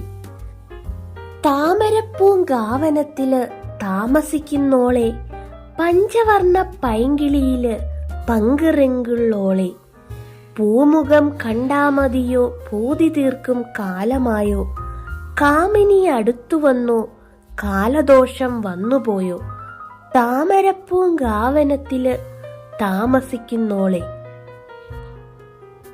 അങ്ങനെ വീണ്ടും വീണ്ടും ആ അജ്ഞാത ഗായകൻ ഉരുവിട്ടുകൊണ്ടിരുന്നു. ഒടുവിൽ മജീദ് മന്ത്രിച്ചു, സുഹ്റ. ഭൂതകാലത്തിന്റെ ഹൃദയത്തിൽ നിന്നോണം അവൾ വിളി കേട്ടു. ഓ! മജീദ് ചോദിച്ചു, എന്തായിരുന്നു സുഖക്കേട്? അവൾ പറഞ്ഞു, ഒന്നുമില്ലായിരുന്നു. പിന്നെ ഇത്രയ്ക്ക് ക്ഷീണിച്ചത്? സുഹ്റ അതിനുത്തരം പറഞ്ഞില്ല. സുദീർഘമായ നെടുവീർപ്പോടെ അവൾ പറഞ്ഞു, ഞാൻ മിനിയാന്ന് അറിഞ്ഞത് വന്ന വിവരം. തെല്ലുപരിഭവത്തോടെ മജീദ് ചോദിച്ചു, ഞാൻ ഒരിക്കലും തിരിച്ചു വരില്ലെന്നാണ് കരുതിയത് അല്ലേ? എല്ലാവരും അങ്ങനെ വിചാരിച്ചു. എനിക്ക് ഉറപ്പുണ്ടായിരുന്നു തിരിച്ചു വരുമെന്ന്. എന്നിട്ട് പിന്നെ അവരെല്ലാം നിശ്ചയിച്ചു. എന്റെ സമ്മതം ആരും ചോദിച്ചില്ല. ഉമ്മ തീ തിന്നുകയായിരുന്നു. എന്റെ പ്രായക്കാരെയൊക്കെ കെട്ടിച്ചിട്ട് 3ഉം 4ഉം പ്രസവിച്ചു. പൊന്നും സ്ത്രീധനവും കൊടുക്കാതെ എന്നെ ആരും, പൊന്നും സ്ത്രീധനവും വാങ്ങാതെ സുഹ്റായെ വിവാഹം ചെയ്യാൻ തയ്യാറുള്ള ഒരാൾ പോലുമില്ലെന്ന് സുഹ്റ അങ്ങ് വിശ്വസിച്ചുറച്ചു അല്ലേ? എനിക്ക് വിശ്വാസമില്ലാഞ്ഞിട്ടല്ല, ഞാൻ ഒരു നിമിഷം പോലും മറന്നിട്ടില്ലായിരുന്നു. ഓരോ രാത്രിയും ഓരോ പകലും ഞാൻ ഓർത്തു കരയും. യാതൊരു അപകടവും ഒരു സുഖക്കേട് പോലും വരുത്താതിരിക്കാൻ ഞാൻ പ്രാർത്ഥിക്കും. എന്നും എന്നും പ്രാർത്ഥിക്കും. ഞാൻ സുഹ്റായെ മറന്നു കളഞ്ഞു എന്നാണ് സുഹ്റ വിചാരിച്ചതല്ലേ? എന്നും ഞാൻ വിചാരിച്ചില്ല. എന്തേ എഴുത്തയക്കാഞ്ഞത്? അയച്ചില്ലെന്നു മാത്രം. പലപ്പോഴും എഴുതിയിട്ടുണ്ട്, അയച്ചില്ല. ഞാൻ ദിവസവും എഴുത്ത് പ്രതീക്ഷിക്കും. ഇന്നു വരും നാളെ വരുമെന്ന് ഞാൻ വിചാരിച്ചിരുന്നു. പിന്നെ ഈ വിവാഹം നടന്നത് ഞാൻ പറഞ്ഞില്ലേ, എന്നോടാരും ചോദിച്ചില്ലെന്ന്. പിന്നെ ഞാനൊരു ഭാരമായി എത്രനാൾ കഴിയും? ഞാൻ സ്ത്രീയല്ലേ? ഒടുവിൽ വീടും പുരയിടവും പണയം എഴുതിക്കൊടുത്ത് പൊന്നും മറ്റുമുണ്ടാക്കി കല്യാണം കഴിഞ്ഞു. എന്നിട്ട് ഇത്ര ക്ഷീണിച്ചു പോയത്? സുഹ്റ മിണ്ടിയില്ല. പറയൂ സുഹ്റ, ഇത്ര ക്ഷീണിച്ചത്? വിചാരം കൊണ്ട്. എന്തു വിചാരം? സുഹ്റ. ഓ പറയൂ. സുഹ്റ പൊട്ടിക്കരഞ്ഞു. എന്നിട്ടവൾ സാവധാനമായി അവളുടെ ഭർത്താവിനെ പറ്റി പറഞ്ഞു. വലിയ അരിശക്കാരനാണ്. അദ്ദേഹത്തിന് വേറെ ഒരു ഭാര്യയും 2 കുട്ടികളുമുണ്ട്. ഞാൻ വീട്ടിൽ വന്ന് നിർബന്ധിച്ച് കണക്ക് പറഞ്ഞ് എന്റെ ഓഹരി വാങ്ങിക്കണമെന്ന് എന്നും പറയും. എനിക്ക് അനിയത്തിമാരില്ലേ, ഞാൻ എന്തു ചെയ്യും? ഞാൻ വിസമ്മതം പറഞ്ഞാൽ അപ്പോഴൊക്കെ എന്നെ അടിക്കും. ഒരിക്കൽ എന്റെ നാഭിക്ക് തൊഴിച്ചു, ഞാൻ കമിഴ്ന്നടിച്ച് വീണുപോയി. അന്ന് എന്റെ പല്ലടർന്നതാ ദേ. അവൾ വായി പൊളിച്ചു. ആ വെണ്മയ്ക്കിടയിൽ ഒരു കറുത്ത വിടവ്. സുഹ്റ, ഓ, എന്നിട്ട്? ഞാൻ അവിടെ ചെന്നിട്ട് ഇതേവരെ പശിയടങ്ങി ഒന്നും കഴിച്ചിട്ടില്ല. ഒരു നിമിഷ നേരമെങ്കിലും മനസ്സമാധാനം അനുഭവിച്ചിട്ടില്ല. ഞാനൊരു ഭാര്യയല്ല, വേലക്കാരി. കൂലിക്ക് ഞാൻ തൊണ്ട് തല്ലിക്കൊടുത്ത് പണമുണ്ടാക്കണം. കുറഞ്ഞാൽ എന്നെ തല്ലും, ഒന്നും തരികയില്ല. ഞാൻ പുറത്തായിരുന്നപ്പോൾ അടുപ്പിച്ച് 4 ദിവസം പട്ടിണി കിടക്കേണ്ടി വന്നു. അങ്ങനെ സുഹ്റ പറഞ്ഞു തുടങ്ങി. അവൾക്ക് വളരെ പറയുവാനുണ്ട്, ഒരുപാട് രഹസ്യങ്ങളുമുണ്ട് അവളുടെ ഹൃദയത്തിൽ. പലപ്പോഴും മരിക്കാൻ തോന്നിയിട്ടുണ്ട്. ഒരൊറ്റ ആശ മാത്രമേ ഉണ്ടായിരുന്നുള്ളൂ, വന്നൊന്ന് കണ്ടിട്ടു മരിക്കാൻ. മരണത്തെപ്പറ്റി അങ്ങനെ ചിന്തിച്ചു മനസ്സ് വിഷമിപ്പിക്കേണ്ട. ഇനിയുമുണ്ട് അങ്ങോട്ട് ദീർഘമായ ജീവിതം, ശോഭനമായ ഭാവിയുണ്ടെന്ന് വിശ്വസിക്കൂ എന്ന് മജീദ് പറഞ്ഞപ്പോൾ സുഹ്റ നെടുവീർപ്പിട്ടു. അവൾ കസേരയുടെ മുൻപിൽ മജീദിന്റെ പാദങ്ങൾക്കടുത്ത് ഇരിക്കുകയായിരുന്നു. അങ്ങനെ വളരെ സമയത്തേക്ക് രണ്ടുപേരും ഒന്നും പറയാതെ നിലാവിൽ മുങ്ങിയ ലോകത്തേക്ക് നോക്കിക്കൊണ്ടിരുന്നു. ഒടുവിൽ മജീദ് പറഞ്ഞു, സുഹ്റ, പോയി ഊണ് കഴിച്ച് മനസമാധാനത്തോടെ ഉറങ്ങൂ, നാളെ കാണാം. എനിക്ക് തീരെ ആവതില്ല. സുഹ്റ എണീറ്റു. അത്രയ്ക്ക് ക്ഷീണമോ? മജീദും എണീറ്റു. സുഹ്റ പറഞ്ഞു, മനസ്സിന്റെ വിഷമം. മനസ്സ് വിഷമിക്കണ്ട, പോയി സുഖമായി ഉറങ്ങൂ. നാളെ വല്ലയിടത്തും പോകുന്നുണ്ടോ? ഇല്ല, ഞാൻ കാലത്തെ വരും. സുഹ്റ നടന്നു. മജീദ് പറഞ്ഞു, ആ. നിലാവെളിച്ചത്തിൽ മുങ്ങിയ തെങ്ങുകളുടെ ഇടയിലൂടെ അവൾ പോകുന്നതും നോക്കിക്കൊണ്ട് മജീദ് വീണ്ടും ചാരുകസേരയിലിരുന്നു. സമയം പോയതറിഞ്ഞില്ല. കയ്യിൽ മണ്ണെണ്ണ വിളക്കുമായി ഉമ്മ വന്നു. മജീദ് മയങ്ങിക്കിടക്കുന്നത് കണ്ട് ആ വാത്സല്യ മാതാവ് ചോദിച്ചു, നീ എന്താ മോനെ ഇങ്ങനെ തരിച്ചിരിക്കണത്? ഓ, ഒന്നുമില്ല മോനെ. ആ സുഹ്റയുടെ കോലം കണ്ടോ? കിളി പോലെ ഇരുന്ന പെണ്ണ. എല്ലാം റബ്ബിന്റെ ബേണ്ടിയ. അവളെ അങ്ങനെ ആക്കി തീർത്തതാര്? മജീദിന് കോപവും വ്യസനവും വന്നു. മോനെ, വന്നു വല്ലതും കഴിച്ചു കേടാ. നീയൊന്നും വിചാരിച്ച് സങ്കടപ്പെടണ്ട, എല്ലാം പടച്ചോൻ നേരെയാക്കും. മജീദ് അന്ന് രാത്രി ഉറങ്ങിയില്ല. സുഹ്റായും അന്ന് രാത്രി ഉറങ്ങിയില്ല. പറമ്പുകളും തോടും അവരുടെ ഇടയിലുണ്ട്, 2 ഭിത്തികളും അവരുടെ ഇടയിലുണ്ട്. എങ്കിലും അവർ ഉറങ്ങിയില്ല. ഭാവിയെപ്പറ്റിയുള്ള ചിന്തയായിരുന്നു. ഭാവി. സുഹ്റായുടെ ഭാവം പെട്ടെന്ന് മാറിപ്പോയി. ഉള്ളിലൊരു പുതിയ വെളിച്ചം, മുഖത്ത് രക്തപ്രസാദവും, കണ്ണുകൾക്ക് തിളക്കവും. ചുരുണ്ട മുടി നടുവേ വകഞ്ഞ് ചെവി മൂടി ഭംഗിയായി കെട്ടിവെച്ചവൾ നടക്കും. അയൽപക്കങ്ങളിലെ സ്ത്രീകൾ അത്ഭുതപ്പെടും. സുഹ്റ വന്നേലും നന്നായിട്ടുണ്ട്. ഇനിയിപ്പ അങ്ങോട്ട് ചെന്നാ കെട്ടിയോൻ ആളറിയേല. കെട്ടിയവൻ അവൾ എപ്പോഴും മജീദിന്റെ വീട്ടിലാണ്. ചെടികൾക്ക് വെള്ളമൊഴിക്കുന്ന കാര്യത്തിൽ അവളും ശ്രദ്ധിച്ചു വന്നു. മജീദിന്റെ സഹോദരികൾ പറയും, ഈ ചെടികളൊക്കെ വളർത്തിയത് ഞങ്ങള് വെള്ളമൊഴിച്ചാ. സുഹ്റ ആ ചെമ്പരത്തിയെപ്പറ്റി ചോദിക്കും. ഇത് പണ്ടു മുതൽക്കേ ഇവിടെ ഉണ്ടായിരുന്നതല്ലേ? സുഹ്റ അതിനെ എതിർക്കുകയില്ല. പണ്ട് മുതൽക്കേ എല്ലാം ഉണ്ടായിരുന്നതാണല്ലോ. പണ്ട് ഒരു ദിവസം മജീദ് അവളോട് ചോദിച്ചു, സുഹ്റ ഇനി എന്നു പോകും? അവൾക്ക് മനസ്സിലായില്ല. അവൾ അത്ഭുതത്തോടെ ചോദിച്ചു, എവിടെ? ഭർത്താവിന്റെ വീട്ടിലേക്ക്. ഓ. അവളുടെ മുഖം ചെറുതായി. അദ്ദേഹം എന്നെ അല്ല വിവാഹം ചെയ്തത്. പിന്നെ? അവൾ പറഞ്ഞു, ഞാൻ കൊണ്ടുചെന്ന സ്വർണപ്പണ്ടങ്ങളെയും എനിക്കുള്ള ഓഹരിയെയും. അതിൽ സ്വർണ ഉരുപ്പടികളൊക്കെ അദ്ദേഹം വിറ്റു തിന്നു. ഇനിയുള്ളത് ഓഹരിയാണ്. അത് കിട്ടാൻ വഴിയില്ലെന്ന് അദ്ദേഹത്തിന് തന്നെ അറിയാം. കുറെ കഴിഞ്ഞ് വളരെ പതുക്കെ, പിന്നെ എന്നെ കാണുന്നതും മറ്റും നാട്ടിലുള്ളവർക്കൊക്കെ വിരോധമാണെങ്കിൽ ഞാൻ പൊയ്ക്കൊള്ളാം. അങ്ങനെയൊരു പൊതുജനാഭിപ്രായമുണ്ടോ? ഉണ്ടെന്നാണ് തോന്നുന്നത്. അവൾ ഒരു റോസാപ്പൂ വീർത്ത് മണത്തിട്ട് മുടിക്കെട്ടിൽ തിരുകി. മജീദ് പറഞ്ഞു, ആ ചെമ്പരത്തിപ്പൂവായിരുന്നു കൂടുതൽ യോജിപ്പ്. അത് കേട്ട് സുഹ്റ ചിരിച്ചു. എങ്കിലും അവളുടെ മുഖത്ത് വിഷാദഭാവം വന്നു. ഈ ചെമ്പരത്തി ഓർമ്മയുണ്ടോ? കുറെ കഴിഞ്ഞ് അവൾ ചോദിച്ചു.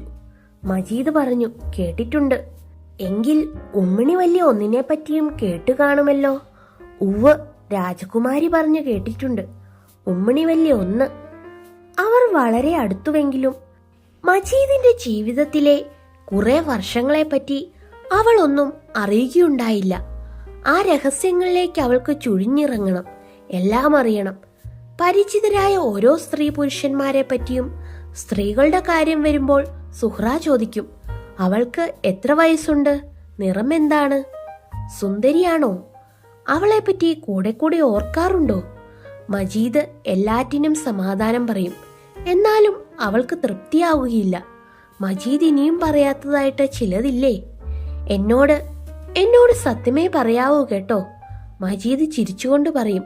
എന്തൊരു പെണ്ണ് ചെറുക്കാ. അവൾ പുരികക്കൊടികൾ വളയ്ക്കും, എന്നിട്ട് നുള്ളാനായും, തുടർന്ന് മന്ദഹസിക്കും. വെളുത്തു ഭംഗിയുള്ള ചെറിയ പല്ലുകളുടെ ഇടയ്ക്കുള്ള കറുത്ത വിടവ്, തേഞ്ഞുപോയ കൈനഖങ്ങൾ, നുള്ളാൻ മുതിരുന്ന ആ പഴയ ഭാവം, മജീദിന്റെ ഹൃദയത്തെ പൊതിഞ്ഞുകൊണ്ടിരിക്കുന്ന നേരിയ തൊലിയിൽ അരമുള്ള സാധനം കൊണ്ട് ശക്തിയായി ഉരയ്ക്കുന്നതുപോലെ. ഈ മജീദും സുഹ്റായും തമ്മിൽ എന്താണ്? അയൽപ്പക്കക്കാർക്കറിയണം. ആ പെണ്ണെന്താ കെട്ടിയോന്റെ വീട്ടിൽ പോകാത്തത്? എന്നാലും ഇതൊക്കെ പഠിച്ചോന് നിരക്കുവോ? മജീദും സുഹ്റായും തമ്മിൽ സംസാരിക്കുന്നത് സദാചാര വിരുദ്ധം. ആകാശം ഇടിഞ്ഞു വീണു പോകിയില്ലേ? അവിടെ കെട്ടിയോനൊന്ന് തൊയ്ച്ചാൽ എന്താ? ഒരിക്കൽ തല്ലിയപ്പ പല്ലു പോയായിരിക്കും, എന്നാലും കെട്ടിയോനല്ലേ. സുഹ്റ, മജീദ് ഒരു ദിവസം പറഞ്ഞു, നമ്മെപ്പറ്റി അയൽപ്പക്കക്കാർ എന്തൊക്കെയോ പറയുന്നുണ്ട്. അവൾ ചോദിച്ചു, അതിന്? ഒന്നുമില്ല. സുഹ്റ സൂക്ഷിക്കണം, സ്ത്രീയാണ്. പേരിന് കളങ്കം പറ്റാതെ. ഓ, കളങ്കം പറ്റട്ടെ, എന്റെ ആത്മാവിനു കൂടി കളങ്കം പറ്റട്ടെ, മറ്റെങ്ങൊന്നുമല്ലല്ലോ. അവളുടെ കണ്ണുകൾ നിറഞ്ഞു. മജീദിന് ഉടനെ എന്തെങ്കിലും പറയണമെന്ന് തോന്നി. സുഹ്റായെ സംബന്ധിച്ചുള്ള അവസാന തീർപ്പാണ്. പക്ഷെ എങ്ങനെ പറയും?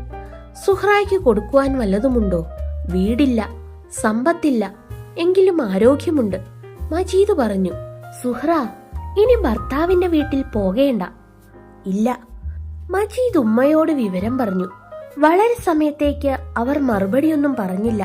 എങ്കിലും ഒടുവിൽ ഉമ്മ അറിയിച്ചു, മജീദ് സുഹ്റയെ വിവാഹം ചെയ്യുന്നത് നല്ലതാണ്. പക്ഷേ മജീദിന്റെ 2 സഹോദരികൾ പ്രായമായിരിക്കുന്നില്ലേ? ഞമ്മക്ക് വകയൊന്നും ഇല്ലാതായി. എങ്കിലും മാനവും മര്യാദയും നോക്കണ്ടേ? എന്റെ മോൻ എവിടെയെങ്കിലും പോയി പൊന്നും ആളും ഉണ്ടാക്കണം. സ്ത്രീധനം കൊടുക്കാനുള്ള വകയിൽ ഈ പെമ്പിള്ളേര് 2 വല്ലേരിക്കും പിടിച്ചു കൊടുത്തിട്ട് എന്റെ മോനും കെട്ടാം. ആളുണ്ടാക്കിയാൽ പോരാ, പൊന്നും സ്ത്രീധനം കൊടുക്കാനുള്ള വകയും കൂടി ഉണ്ടാക്കണം.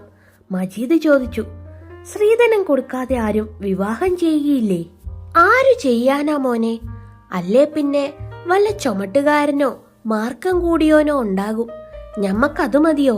കാതിലും കൈത്തേലും അരയിലുമെങ്കിലും പൊന്നിട്ടു കൊടുക്കണം.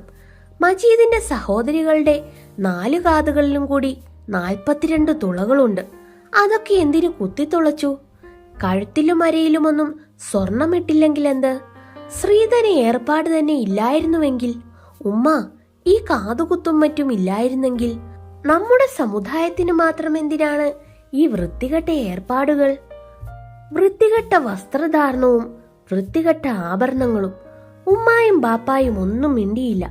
തുടർന്ന് മജീദ് ചോദിച്ചതുമില്ല. എന്തിനവരെ കുറ്റപ്പെടുത്തുന്നു? ആ തലമുറയുടെ ആചാരമര്യാദയനുസരിച്ച് അവരത് ചെയ്തു. ആവശ്യമോ അനാവശ്യമോ എന്ന് അവരാരും ചിന്തിച്ചു നോക്കിയില്ല. പഴയ ആചാരങ്ങളിൽ നിന്ന് അണുപോലും വ്യത്യാസം വരുത്തുക അത് വിഷമമാണ്. എന്നാൽ അതിനുവേണ്ട ചുറ്റുപാടുകൾ എവിടെ? മജീദിന് രാത്രി ഉറക്കമില്ലെന്നായി. ചിന്തയാണ് എപ്പോഴും. സഹോദരികളെ ആർക്കെങ്കിലും വിവാഹം ചെയ്തു കൊടുക്കണം. യൗവനത്തിന്റെ തീക്ഷ്ണതയിലാണവർ. ആശയും ആഗ്രഹങ്ങളുമുണ്ട്. ഉടുക്കാൻ വസ്ത്രങ്ങളില്ല. ആഹാരത്തിനും ബലഹീനങ്ങളായ ചില നിമിഷങ്ങളുണ്ടല്ലോ. അബദ്ധത്തിലേക്കെങ്ങാൻ ഒരടി വെച്ചുപോയാൽ.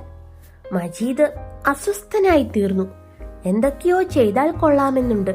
വീടിന്റെ കടം തീർക്കണം, സഹോദരികളെ വിവാഹം ചെയ്തു കൊടുക്കണം. മാതാപിതാക്കൾക്ക് സന്തോഷമുളവാക്കുന്ന സംഗതികൾ ചെയ്യണം. അവർ വൃദ്ധരാണ്. മരണം ഏതു നിമിഷത്തിൽ എന്നറിഞ്ഞില്ല. അവരുടെ ജീവിതം സുഖകരമാക്കി തീർക്കണം. സുഹ്റായെ വിവാഹം ചെയ്യണം. പിന്നെ അവളുടെ സഹോദരിമാരുണ്ട്, മാതാവുണ്ട്. അവർക്കും എന്തെങ്കിലും ചെയ്യണം. പക്ഷേ എന്താണ് ചെയ്യുക? എല്ലാറ്റിനും പണം വേണം. എന്തെങ്കിലും ഒന്ന് തുടങ്ങിയാൽ തുടർന്ന് പ്രവർത്തിക്കുവാൻ കഴിയും. എന്നാൽ ഒന്ന് തുടങ്ങുവാനാണ് വിഷമം. കയ്യിൽ കാശില്ലാതെ, സഹായത്തിന് ആരെങ്കിലും ഇല്ലാതെയും ഈ ലോകത്തിൽ ആരും ഒന്നും ചെയ്തിട്ടില്ലേ? ചിന്തയാണ്. എന്തു ചെയ്യും? ഒരു ദിവസം ഉമ്മ ഒരറിവ് പറഞ്ഞു കൊടുത്തു. ദൂരെയുള്ള പട്ടണങ്ങളിൽ ഉദാരശീലന്മാരായ മുസ്ലിം ധനികന്മാരുണ്ട്. അവർ സമുദായത്തിന്റെ ഉത്കർഷത്തിനു വേണ്ടി പലതും ചെയ്യുന്നു. അശരണരായ യുവതികളെ വിവാഹം ചെയ്തു കൊടുക്കുക, ജോലിയില്ലാത്തവർക്ക് ജോലി ഉണ്ടാക്കി കൊടുക്കുക, സൗജന്യ വിദ്യാഭ്യാസം നൽകുന്നതിന് സ്കൂളുകൾ ഏർപ്പെടുത്തുക, അഗതികളെയും അംഗഭംഗം വന്നവരെയും സംരക്ഷിക്കുന്നതിന് ആതുരാലയങ്ങൾ സ്ഥാപിക്കുക. അങ്ങനെ പലതും അവർ ചെയ്യുന്നതായി ഉമ്മ പറഞ്ഞു. മോനെ, ഞമ്മടെ കാര്യം അവരറിഞ്ഞാ മതി. ബാക്കിയൊക്കെ അവര് ചെയ്യും. എനിക്ക് നല്ല തീർച്ചയുണ്ട്. ആ പക്കീറൻ എല്ലാം പറഞ്ഞ്. നാട് ചുറ്റുന്ന ഏതോ മുസ്ലിം യാചകൻ പറഞ്ഞു കൊടുത്തിരിക്കുന്നു.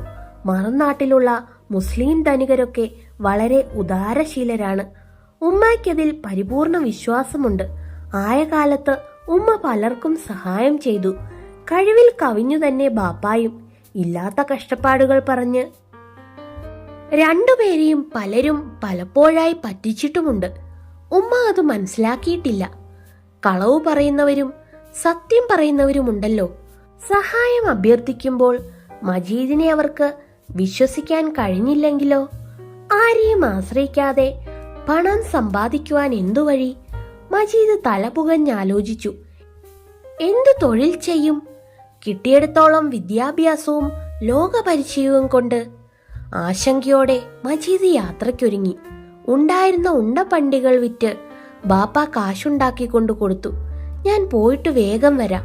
മജീദ് സുഹ്റായോട് വിവരമെല്ലാം പറഞ്ഞു. ഞാൻ എല്ലാവരെയും സുഹ്റായെ ഭരമേൽപ്പിക്കുന്നു. വരുന്നതുവരെ ഞാൻ സൂക്ഷിച്ചുകൊള്ളാം. സുഹ്റ ഭരമേറ്റു. മജീദ് ദൃഢമായ ഒരു ഉദ്ദേശത്തോടെ ഇറങ്ങിത്തിരിച്ചു. ഒരു സായാഹ്നത്തിൽ പടിഞ്ഞാറെ ചക്രവാള പരിധിയിൽ തങ്കമേഘങ്ങൾ പ്രകാശിക്കുന്നുണ്ടായിരുന്നു. മജീദിന്റെ പെട്ടിയും കിടക്കിയും എടുത്തുകൊണ്ട് ഒരു പയ്യൻ ബസ് സ്റ്റാൻഡിലേക്ക് പോയി. മജീദ് എല്ലാവരോടും യാത്ര പറഞ്ഞു. ബാപ്പ അറിയിച്ചു, എന്റെ കണ്ണറിയാൻ മേല. വെള്ളെഴുത്തിന്റെ ഒരു കണ്ണാടി മേടിച്ചോണ്ട് വരുവോ? ഇല്ല. കൊണ്ടുവരാമെന്ന് പറഞ്ഞ് മജീദ് മുറിയിലേക്ക് ചെന്നു. നിറഞ്ഞ നയനങ്ങളോടെ സുഹ്റ ജനാലയുടെ അടുത്ത് ഉത്കണ്ഠയോടെ നിൽപ്പുണ്ടായിരുന്നു. ഒന്ന് പറയട്ടെ, അവൾ പറഞ്ഞു. മജീദ് മന്ദഹസിച്ചു. പറയൂ രാജകുമാരി, പറയൂ. പിന്നെ അവൾക്കത് പൂർത്തിയാക്കാൻ കഴിഞ്ഞില്ല. ആ സമയത്ത് ബസിന്റെ ഹോൺ തുരുതുരെ കേട്ടു. ഉമ്മ മുറിവാതിക്കൽ വന്നു. മോനെ, വേഗം ചെല്ല്, വണ്ടി പോകും. മജീദ് ഇറങ്ങാൻ ഭാവിച്ചു. സുഹ്റായുടെ കണ്ണുകൾ നിറഞ്ഞൊഴുകി. മജീദ് ചോദിച്ചു, ഞാൻ പോയി വരട്ടെ? അവൾ ശിരസു കുനിച്ച് അനുമതി കൊടുത്തു. അജ്ഞാതമായ ഭാവിയിലേക്ക് മജീദ് ഇറങ്ങി.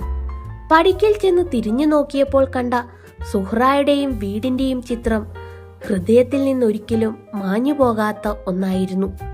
ആഗ്രഹങ്ങൾ, കടമകൾ മജീദിനെ ധീരതയോടെ മുന്നോട്ട് നയിച്ചു.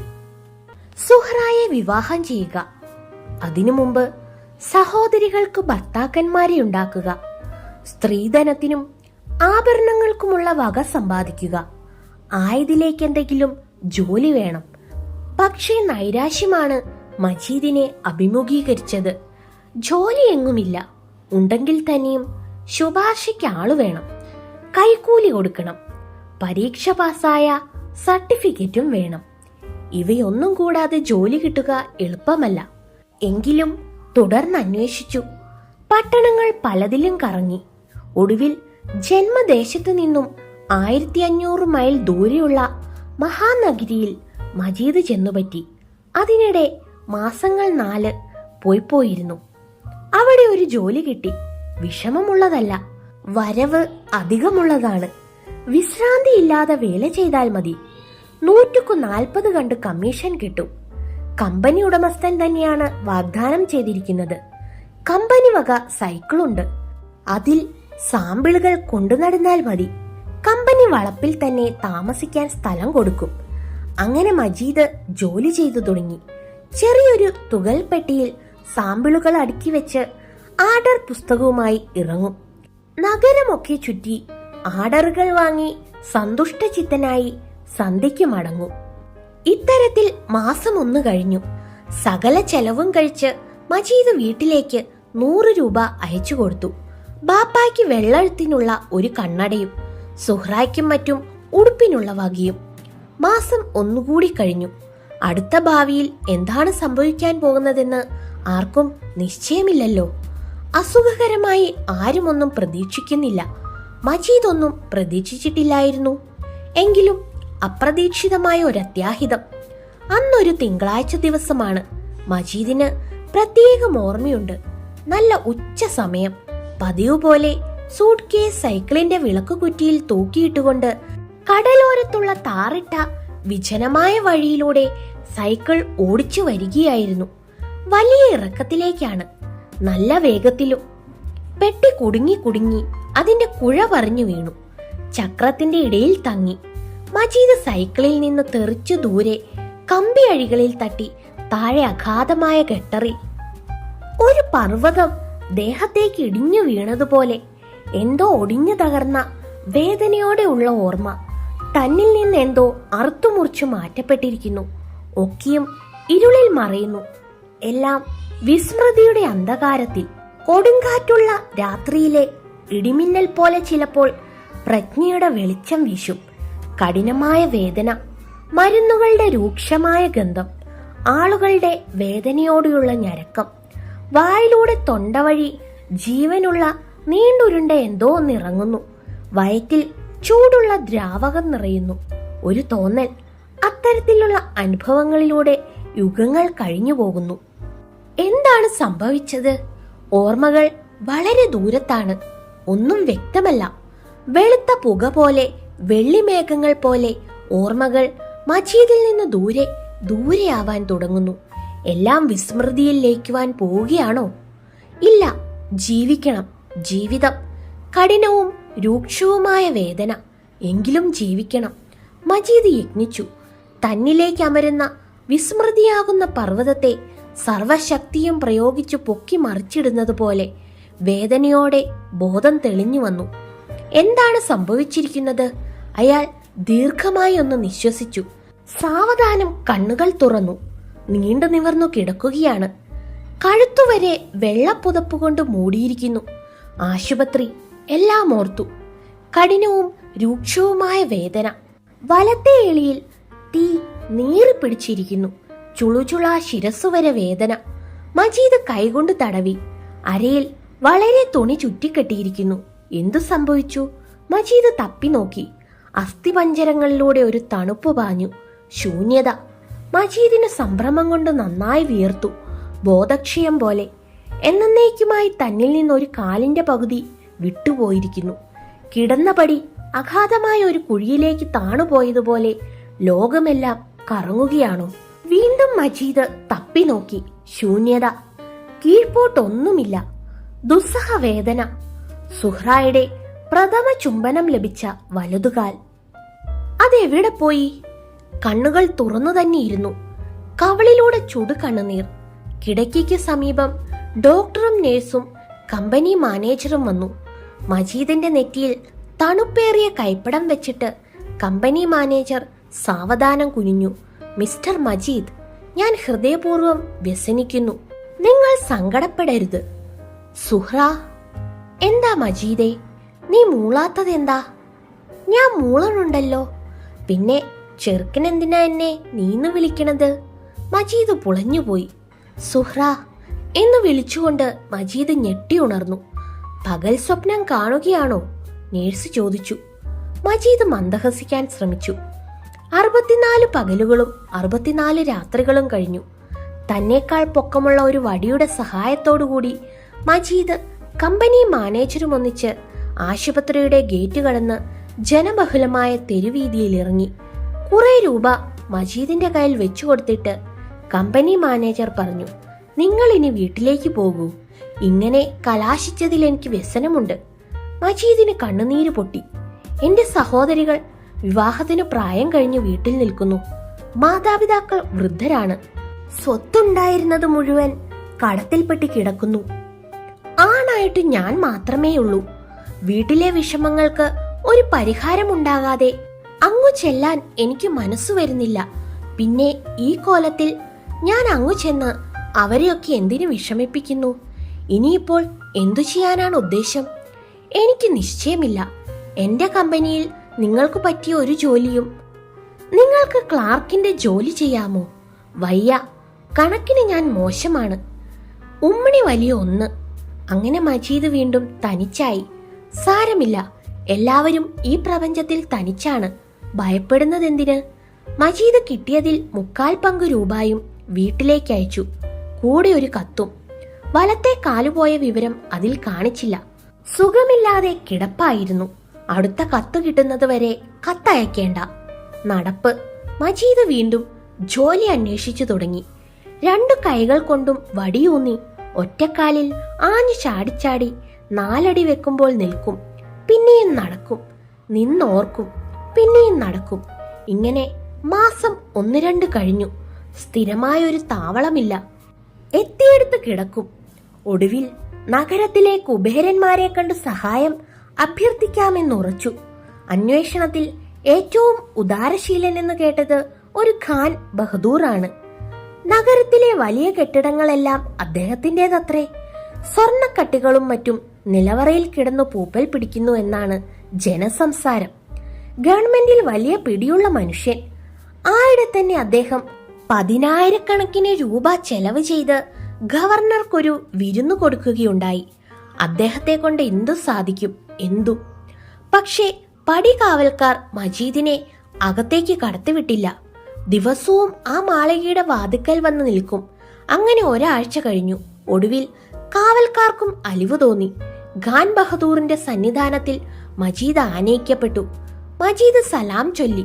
ഒരു മുസൽമാൻ മറ്റൊരു മുസൽമാനെ കാണുമ്പോൾ അസ്സലാമു അലൈക്കും എന്ന് പറയണമെന്നുണ്ട്. മജീദ് പറഞ്ഞു. പക്ഷേ ഖാൻ ബഹദൂർ എന്തുകൊണ്ടോ എന്തോ സലാം മടക്കിയില്ല. അദ്ദേഹം അത് കേട്ടതായി തന്നെ ഭാവിച്ചില്ല. ഖാൻ ബഹദൂർ ഏകദേശം 50 വയസ്സുള്ള വെളുത്തുരുണ്ട ഒരു മനുഷ്യനാണ്. കല്ലുവച്ച കട്ടി സ്വർണമോതിരങ്ങൾ തിളങ്ങെ താടി തടവിക്കൊണ്ട് അദ്ദേഹം മജീദിന്റെ ദുഃഖവാർത്ത മുഴുവനും മൂളി മൂളി കേട്ടു. ഒടുവിൽ ഖാൻ ബഹദൂർ പറഞ്ഞു, നമ്മുടെ സമുദായത്തിൽ കെട്ടിക്കാൻ വകയില്ലാത്ത വളരെ സ്ത്രീകളുണ്ട്. ആഹാരത്തിന് വഴിയില്ലാത്ത വളരെ ആളുകളുണ്ട്. എന്നെ കൊണ്ട് കഴിവത് ഞാൻ എല്ലാവർക്കും ചെയ്യുന്നുമുണ്ട്. പറയൂ, കൂടുതലായി ഞാൻ എന്തു ചെയ്യണം? മജീദ് ഒന്നും പറഞ്ഞില്ല. ഖാൻ ബഹദൂർ സമുദായത്തിന്റെ ഉയർച്ചയ്ക്ക് വേണ്ടി ചെയ്തിട്ടുള്ള മഹത്തായ കാര്യങ്ങൾ വിവരിച്ചു. അദ്ദേഹം 4 പള്ളി വെപ്പിച്ചിട്ടുണ്ട്. മറ്റേ കോടീശ്വരന്മാർ ഓരോ പള്ളി വീതമേ വെപ്പിച്ചിട്ടുള്ളൂ. പോരെങ്കിൽ അദ്ദേഹം ഒരു സ്കൂൾ വെക്കുന്നതിന് സമുദായത്തിനൊരു സ്ഥലം ദാനം കൊടുത്തിട്ടുണ്ട്. അവിടെ ഒരു കെട്ടിടം പണിത് വാടകയ്ക്ക് കൊടുത്തിരുന്നുവെങ്കിൽ മാസം തോറും വളരെ രൂപ വാടക കിട്ടുമായിരുന്നില്ലേ? സമുദായത്തിനു വേണ്ടി കൊല്ലം തോറും എത്ര രൂപയാണ് നഷ്ടം സഹിക്കുന്നത്? ഇതിലധികം ഞാൻ എന്തു ചെയ്യണം? പറയൂ. മജീദ് ഒന്നും പറഞ്ഞില്ല. ഖാൻ ബഹദൂർ മജീദിന്റെ കാല് പോയതിലും സഹതാപം പ്രദർശിപ്പിച്ചു. വിധി, അല്ലാതെന്തു പറയാനാ? വിധിയായിരിക്കാം, സാരമില്ല. അല്ലെങ്കിൽ എന്തിലാണ് സാരമുള്ളത്? മജീദ് ആ നീണ്ട വടിയുമൂന്നി സലാം ചൊല്ലി സാവധാനം ഇറങ്ങി. പടി കടക്കാറായപ്പോൾ ഖാൻ ബഹദൂർ ഒരു വേലക്കാരൻ വശം 1 രൂപ കൊടുത്തയച്ചു. അത് എനിക്ക് തന്നുവെന്ന് പറഞ്ഞാൽ മതി, നിങ്ങൾ എടുത്തോളൂ. വേലക്കാരനോട് പറഞ്ഞിട്ട് മജീദ് നടന്നു. അത് ശരിയായോ? മജീദ് എന്തുകൊണ്ട് രൂപ വാങ്ങിയില്ല? ആ കോടീശ്വരന്റെ മുൻപിൽ ദിനംതോറും അനേകം സാധുക്കൾ ചെല്ലുന്നുണ്ടെന്നും അവർക്കെല്ലാം അദ്ദേഹം ദാനം ചെയ്യുന്നുണ്ടെന്നുമുള്ള വിവരം മജീദ് അറിയില്ലേ? മജീദ് ഒരു കോടീശ്വരനായിരുന്നെങ്കിൽ എന്തു ചെയ്യുമായിരുന്നു? ആദ്യം വന്ന് യാചിക്കുന്ന ദരിദ്രന് സ്വത്തിന്റെ പകുതി കൊടുക്കുമായിരുന്നോ? ഒരു ചെമ്പുതൊട്ടിൽ കൂടുതൽ കൊടുക്കുമായിരുന്നോ? ഖാൻ ബഹദൂർ 1 രൂപയാണ് കൊടുത്തത്. അത് വാങ്ങേണ്ടതായിരുന്നില്ലേ? മജീദ് ആലോചിച്ചു. പക്ഷേ അവിടെ 5 കോടീശ്വരന്മാരേ ഉള്ളൂ. അവരെ കഴിച്ചാൽ ബാക്കിയുള്ളത് 6.5 ലക്ഷം പലതരത്തിലുള്ള ബഹുജനങ്ങളാണ്. എല്ലാവരും ജീവിക്കുന്നു, ഇടയ്ക്ക് ചിലർ മരിക്കുന്നുമുണ്ട്. മജീദിന് നഷ്ടപ്പെട്ടത് ഒരു കാലിന്റെ പകുതി മാത്രമാണ്. 2 കാലുകൾ പോയവരുമുണ്ട്, 2 കൈകളും. കണ്ണുകൾ പോയവരും ജീവിക്കുന്നു. ദുഃഖവും സന്തോഷവുമുണ്ട് ജീവിതത്തിൽ, വലിയവനും ചെറിയവനും. ഓർക്കുമ്പോൾ ചിരിക്കാൻ കഴിയുന്നുണ്ടല്ലോ, കരയാനും. ഒന്നും സാരമാക്കേണ്ടതില്ല, മജീദ് ഉറച്ചു. ഭദ്രതയ്ക്കും സുഖത്തിനും വേണ്ടി പരിശ്രമിക്കുക, അതല്ലേ കടമ. മജീദിന്റെ വടി 4 ഇഞ്ചു തേഞ്ഞു. കൈവെള്ളകളിൽ 1/4 ഇഞ്ചു കനത്തിൽ തഴമ്പു പൊന്തി. അനേക സ്ഥലങ്ങളിൽ ജോലി അന്വേഷിച്ചു. പട്ടിണി കിടന്ന ശരീരം വളരെ മെലിഞ്ഞു. അപ്പോൾ ഒരു സന്തോഷം, മജീദിന് ജോലി കിട്ടി. ഒരു ഹോട്ടലിൽ എച്ചിൽ പാത്രങ്ങൾ കഴുകുക. വെളുപ്പിന് 4 മണിക്ക് എഴുന്നേറ്റാൽ രാത്രി 11 മണി വരെ പൈപ്പിനടുത്തിരിക്കണം. വലിയ കൊട്ടയിൽ കൊണ്ടുവന്ന് വെക്കുന്ന എച്ചിൽ പാത്രങ്ങൾ ഓരോന്നായി കഴുകി വേറൊരു കൊട്ടയിൽ അടുക്കും. അത് വേറൊരുവൻ എടുത്തുകൊണ്ടു പോകും. അപ്പോഴേക്കും മറ്റൊരുവൻ എച്ചിൽ പാത്രങ്ങൾ കൊണ്ടുവരും. അങ്ങനെയാണ് ജോലി. എങ്കിലും വയറു നിറയെ വല്ലതും തിന്നാം. വെയിലും മഴയും കൊള്ളണ്ട, അലയുകയും വേണ്ട. ഒരിടത്ത് കുത്തിയിരുന്ന് സാവധാനം ജോലി ചെയ്താൽ മതി. കിട്ടിയിടത്തോളം അനുഗ്രഹം. ജീവിതം വലിയ അല്ലലു കൂടാതെ ചെറിയ സുഖത്തോടെ മുന്നോട്ട് നീങ്ങുന്നു. മാസം തോറും വീട്ടിലേക്ക് ഒരു ചെറിയ സംഖ്യ അയക്കുകയും ചെയ്യാം. വീട്ടിൽ നിന്ന് ആദ്യം കിട്ടിയ എഴുത്ത് സുഹ്റായ്ക്ക് ലേശം അസുഖമുണ്ടെന്നുള്ള വിവരത്തോടുകൂടിയാണ്. അവൾ വളരെ ക്ഷീണിച്ചു പോയിരിക്കുന്നു. കുറേശ്ശെ ചുമയുണ്ട്. ഇവിടെ എല്ലാവർക്കും സുഖം തന്നെ. ഒന്ന് കാണാൻ കൊതിയാവുന്നു. സ്വന്തം സുഹ്റ. സുഹ്റായെ കാണാൻ മജീദിനും കൊതിയാണ്. കാണുമ്പോൾ ഉമ്മ, ബാപ്പ, സഹോദരികൾ, സുഹ്റായുടെ ഉമ്മ, സഹോദരികൾ, നാട്ടുകാർ എന്തു പറയും? 1.25 മജീദ്. സുഹ്റ അങ്ങനെ വിളിക്കുമോ? ഒരിക്കലും വിളിക്കില്ല. ബാക്കിയുള്ള അരക്കാലിന്റെ കഷ്ണത്തിൽ കണ്ണീരോടെ ചുംബിക്കും. പണ്ട് ഓർത്തപ്പോൾ മജീദിന് ചിരി വന്നു. ഉമ്മിണി വലിയ ഒന്ന്. ആ ചരിത്രങ്ങൾ പറഞ്ഞ് മജീദ് പലരെയും ചിരിപ്പിച്ചിട്ടുണ്ട്. സുഹ്റായും സംഭാഷണ വിഷയമാവും. ഹോട്ടലിലെ മറ്റു ജോലിക്കാരെല്ലാം മജീദിന്റെ സുഹൃത്തുക്കളാണ്. കുളിച്ചു വയറു നിറയെ ആഹാരം കഴിച്ച് രാത്രി ഉറങ്ങാൻ കിടക്കുമ്പോൾ മജീദ് അനുഭവങ്ങളും തമാശകളും പറയും. അധികവും തമാശകളാണ്. എല്ലാവരും ചിരിക്കും. എന്നും രാത്രി കിടക്കാൻ നേരത്ത് മജീദ് എന്തെങ്കിലും പറയണം. പറയാൻ ഒരുപാട് വിഷയങ്ങളില്ലേ? മിക്കവരും ഉറങ്ങുന്നത് തന്നെ ചിരിച്ചുകൊണ്ടാണ്. എല്ലാവരും ഉറങ്ങിക്കഴിയുമ്പോൾ മജീദ് സുഹ്റായോട് വർത്തമാനങ്ങൾ പറയും. 1500 മൈൽ അപ്പുറത്തുള്ള സുഹ്റായെ കാണും. ചുമ കേൾക്കും. ഓരോന്നെല്ലാം പറഞ്ഞ് സുഹ്റായെ ആശ്വസിപ്പിക്കും. രാവും പകലും. സുഹ്റ ഇപ്പോൾ എങ്ങനെയിരിക്കുന്നു? നെഞ്ചുവേദനയുണ്ടോ? എന്നിട്ട് കഴിയ പിഞ്ഞാണത്തിലേക്ക് നോക്കും. കൈവെള്ളകളിലെ തഴമ്പുകൾ കുതിർന്നു കുതിർന്നു പൊടിഞ്ഞു പോയിരിക്കുന്നു. ശരീരത്തിന് നല്ല ബലം. ഉന്മേഷത്തോടെ എന്തും നോക്കി കാണാം. ന്യായമായ അധ്വാനത്തിൽ നിന്ന് കിട്ടുന്നതിന് ലേശം അഭിമാനത്തിന് വകയുണ്ട്. ജീവിതത്തിന് ചില മാറ്റങ്ങൾ ഉണ്ടാവും. മരത്തിന്റെയോ റബ്ബറിന്റെയോ കാലുണ്ട്. പാന്റും ഷൂസുകളും ധരിച്ചാൽ ഹോട്ടൽ ഉടമസ്ഥൻ സൂചിപ്പിക്കുകയുണ്ടായി. മജീദിനോട് സഹതാപമുണ്ട്. ദുഃഖത്തിന്റെ സമുദ്രത്തിൽ ആശ്വാസത്തിന്റെ ദ്വീപ് കണ്ടെത്തിയേക്കാം. രാത്രി മറ്റുള്ളവർ ഉറങ്ങിക്കഴിയുമ്പോൾ മജീദ് സുഹ്റായോട് പറയും, ഉറങ്ങുറങ്ങൻ സുഹൃത്തെ ഉറങ്ങൂ. പക്ഷേ മജീദ് കാണുന്നത് നക്ഷത്രങ്ങൾ നിറഞ്ഞ വിശാലവാനമാണ്. സുഹ്റായെ എന്ന് കാണാൻ കഴിയും? മജീദ് വെളുപ്പിനെ എണീക്കും. ദിനകൃത്യങ്ങൾ കഴിഞ്ഞ് ചായ കുടിച്ച് ജോലി തുടങ്ങും. നഗരം ഒരിക്കലും ഉറങ്ങാത്ത മട്ടാണ്. ഇരമ്പം. അനേക ലക്ഷം സ്ത്രീ പുരുഷന്മാരുടെയും വാഹനങ്ങളുടെയും ഒരുമിച്ചുള്ള ശബ്ദ കോലാഹലങ്ങൾ. അതെല്ലാം ശ്രദ്ധിച്ചുകൊണ്ടാണ് മജീദ് പാത്രങ്ങൾ കഴുകിയെടുക്കുന്നത്. അങ്ങനെ ഇരിക്കുമ്പോൾ മറ്റൊരു എഴുത്തും വന്നു ചേർന്നു. കൈപ്പട സുഹ്റായുടേതല്ല, മറ്റാരെയോ കൊണ്ട് ഉമ്മ എഴുതിപ്പിച്ചിരിക്കുകയാണ്. അത് വായിച്ചപ്പോൾ നഗരത്തിന്റെ ഇരമ്പൽ പെട്ടെന്ന് നിലച്ചുപോയതുപോലെ. നിശബ്ദത. പ്രിയപ്പെട്ട മകൻ മജീദ് വായിച്ചറിയാൻ സ്വന്തം ഉമ്മ എഴുതുന്നത്. മിനിയാന്ന് വെളുപ്പിന് നമ്മുടെ സുഹ്റ മരിച്ചു. അവളുടെ വീട്ടിൽ കിടന്ന് എന്റെ മടിയിൽ തലവെച്ച്.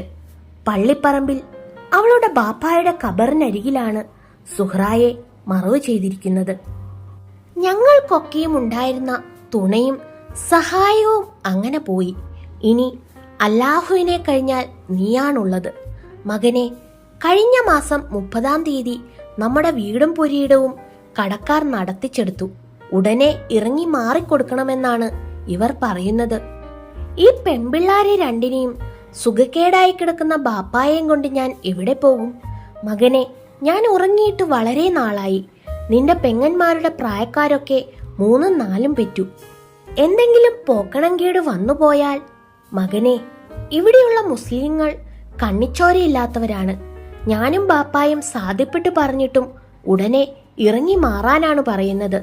നമ്മുടെ ജാതിയിൽപ്പെട്ട നല്ലവരായ പണക്കാരുണ്ടല്ലോ അവിടെ, അവരോട് പറഞ്ഞാൽ ഒരു നിവർത്തി മാർഗം ഉണ്ടാക്കി തരാതിരിക്കുകയില്ല. നാണിക്കാതെ നീ ചെന്ന് അവരോടെല്ലാം തുറന്നു പറയണം. എന്റെ പൊന്നുമകനെ, സുഹ്റ ഉണ്ടായിരുന്നപ്പോൾ എനിക്കൊരാശ്വാസമായിരുന്നു. ഇവിടുത്തെ വിഷമങ്ങളൊന്നും അറിയിച്ചു നിന്നെ വ്യസനിപ്പിക്കരുതെന്ന് സുഹ്റ പറഞ്ഞു. അതാണ് ഇതുവരെ കത്തയക്കാതിരുന്നത്. 2 മാസമായിട്ട് സുഖക്കേടായി സുഹ്റ കിടപ്പിലായിരുന്നു. ചികിത്സിക്കാൻ ആരുമുണ്ടായിരുന്നില്ല.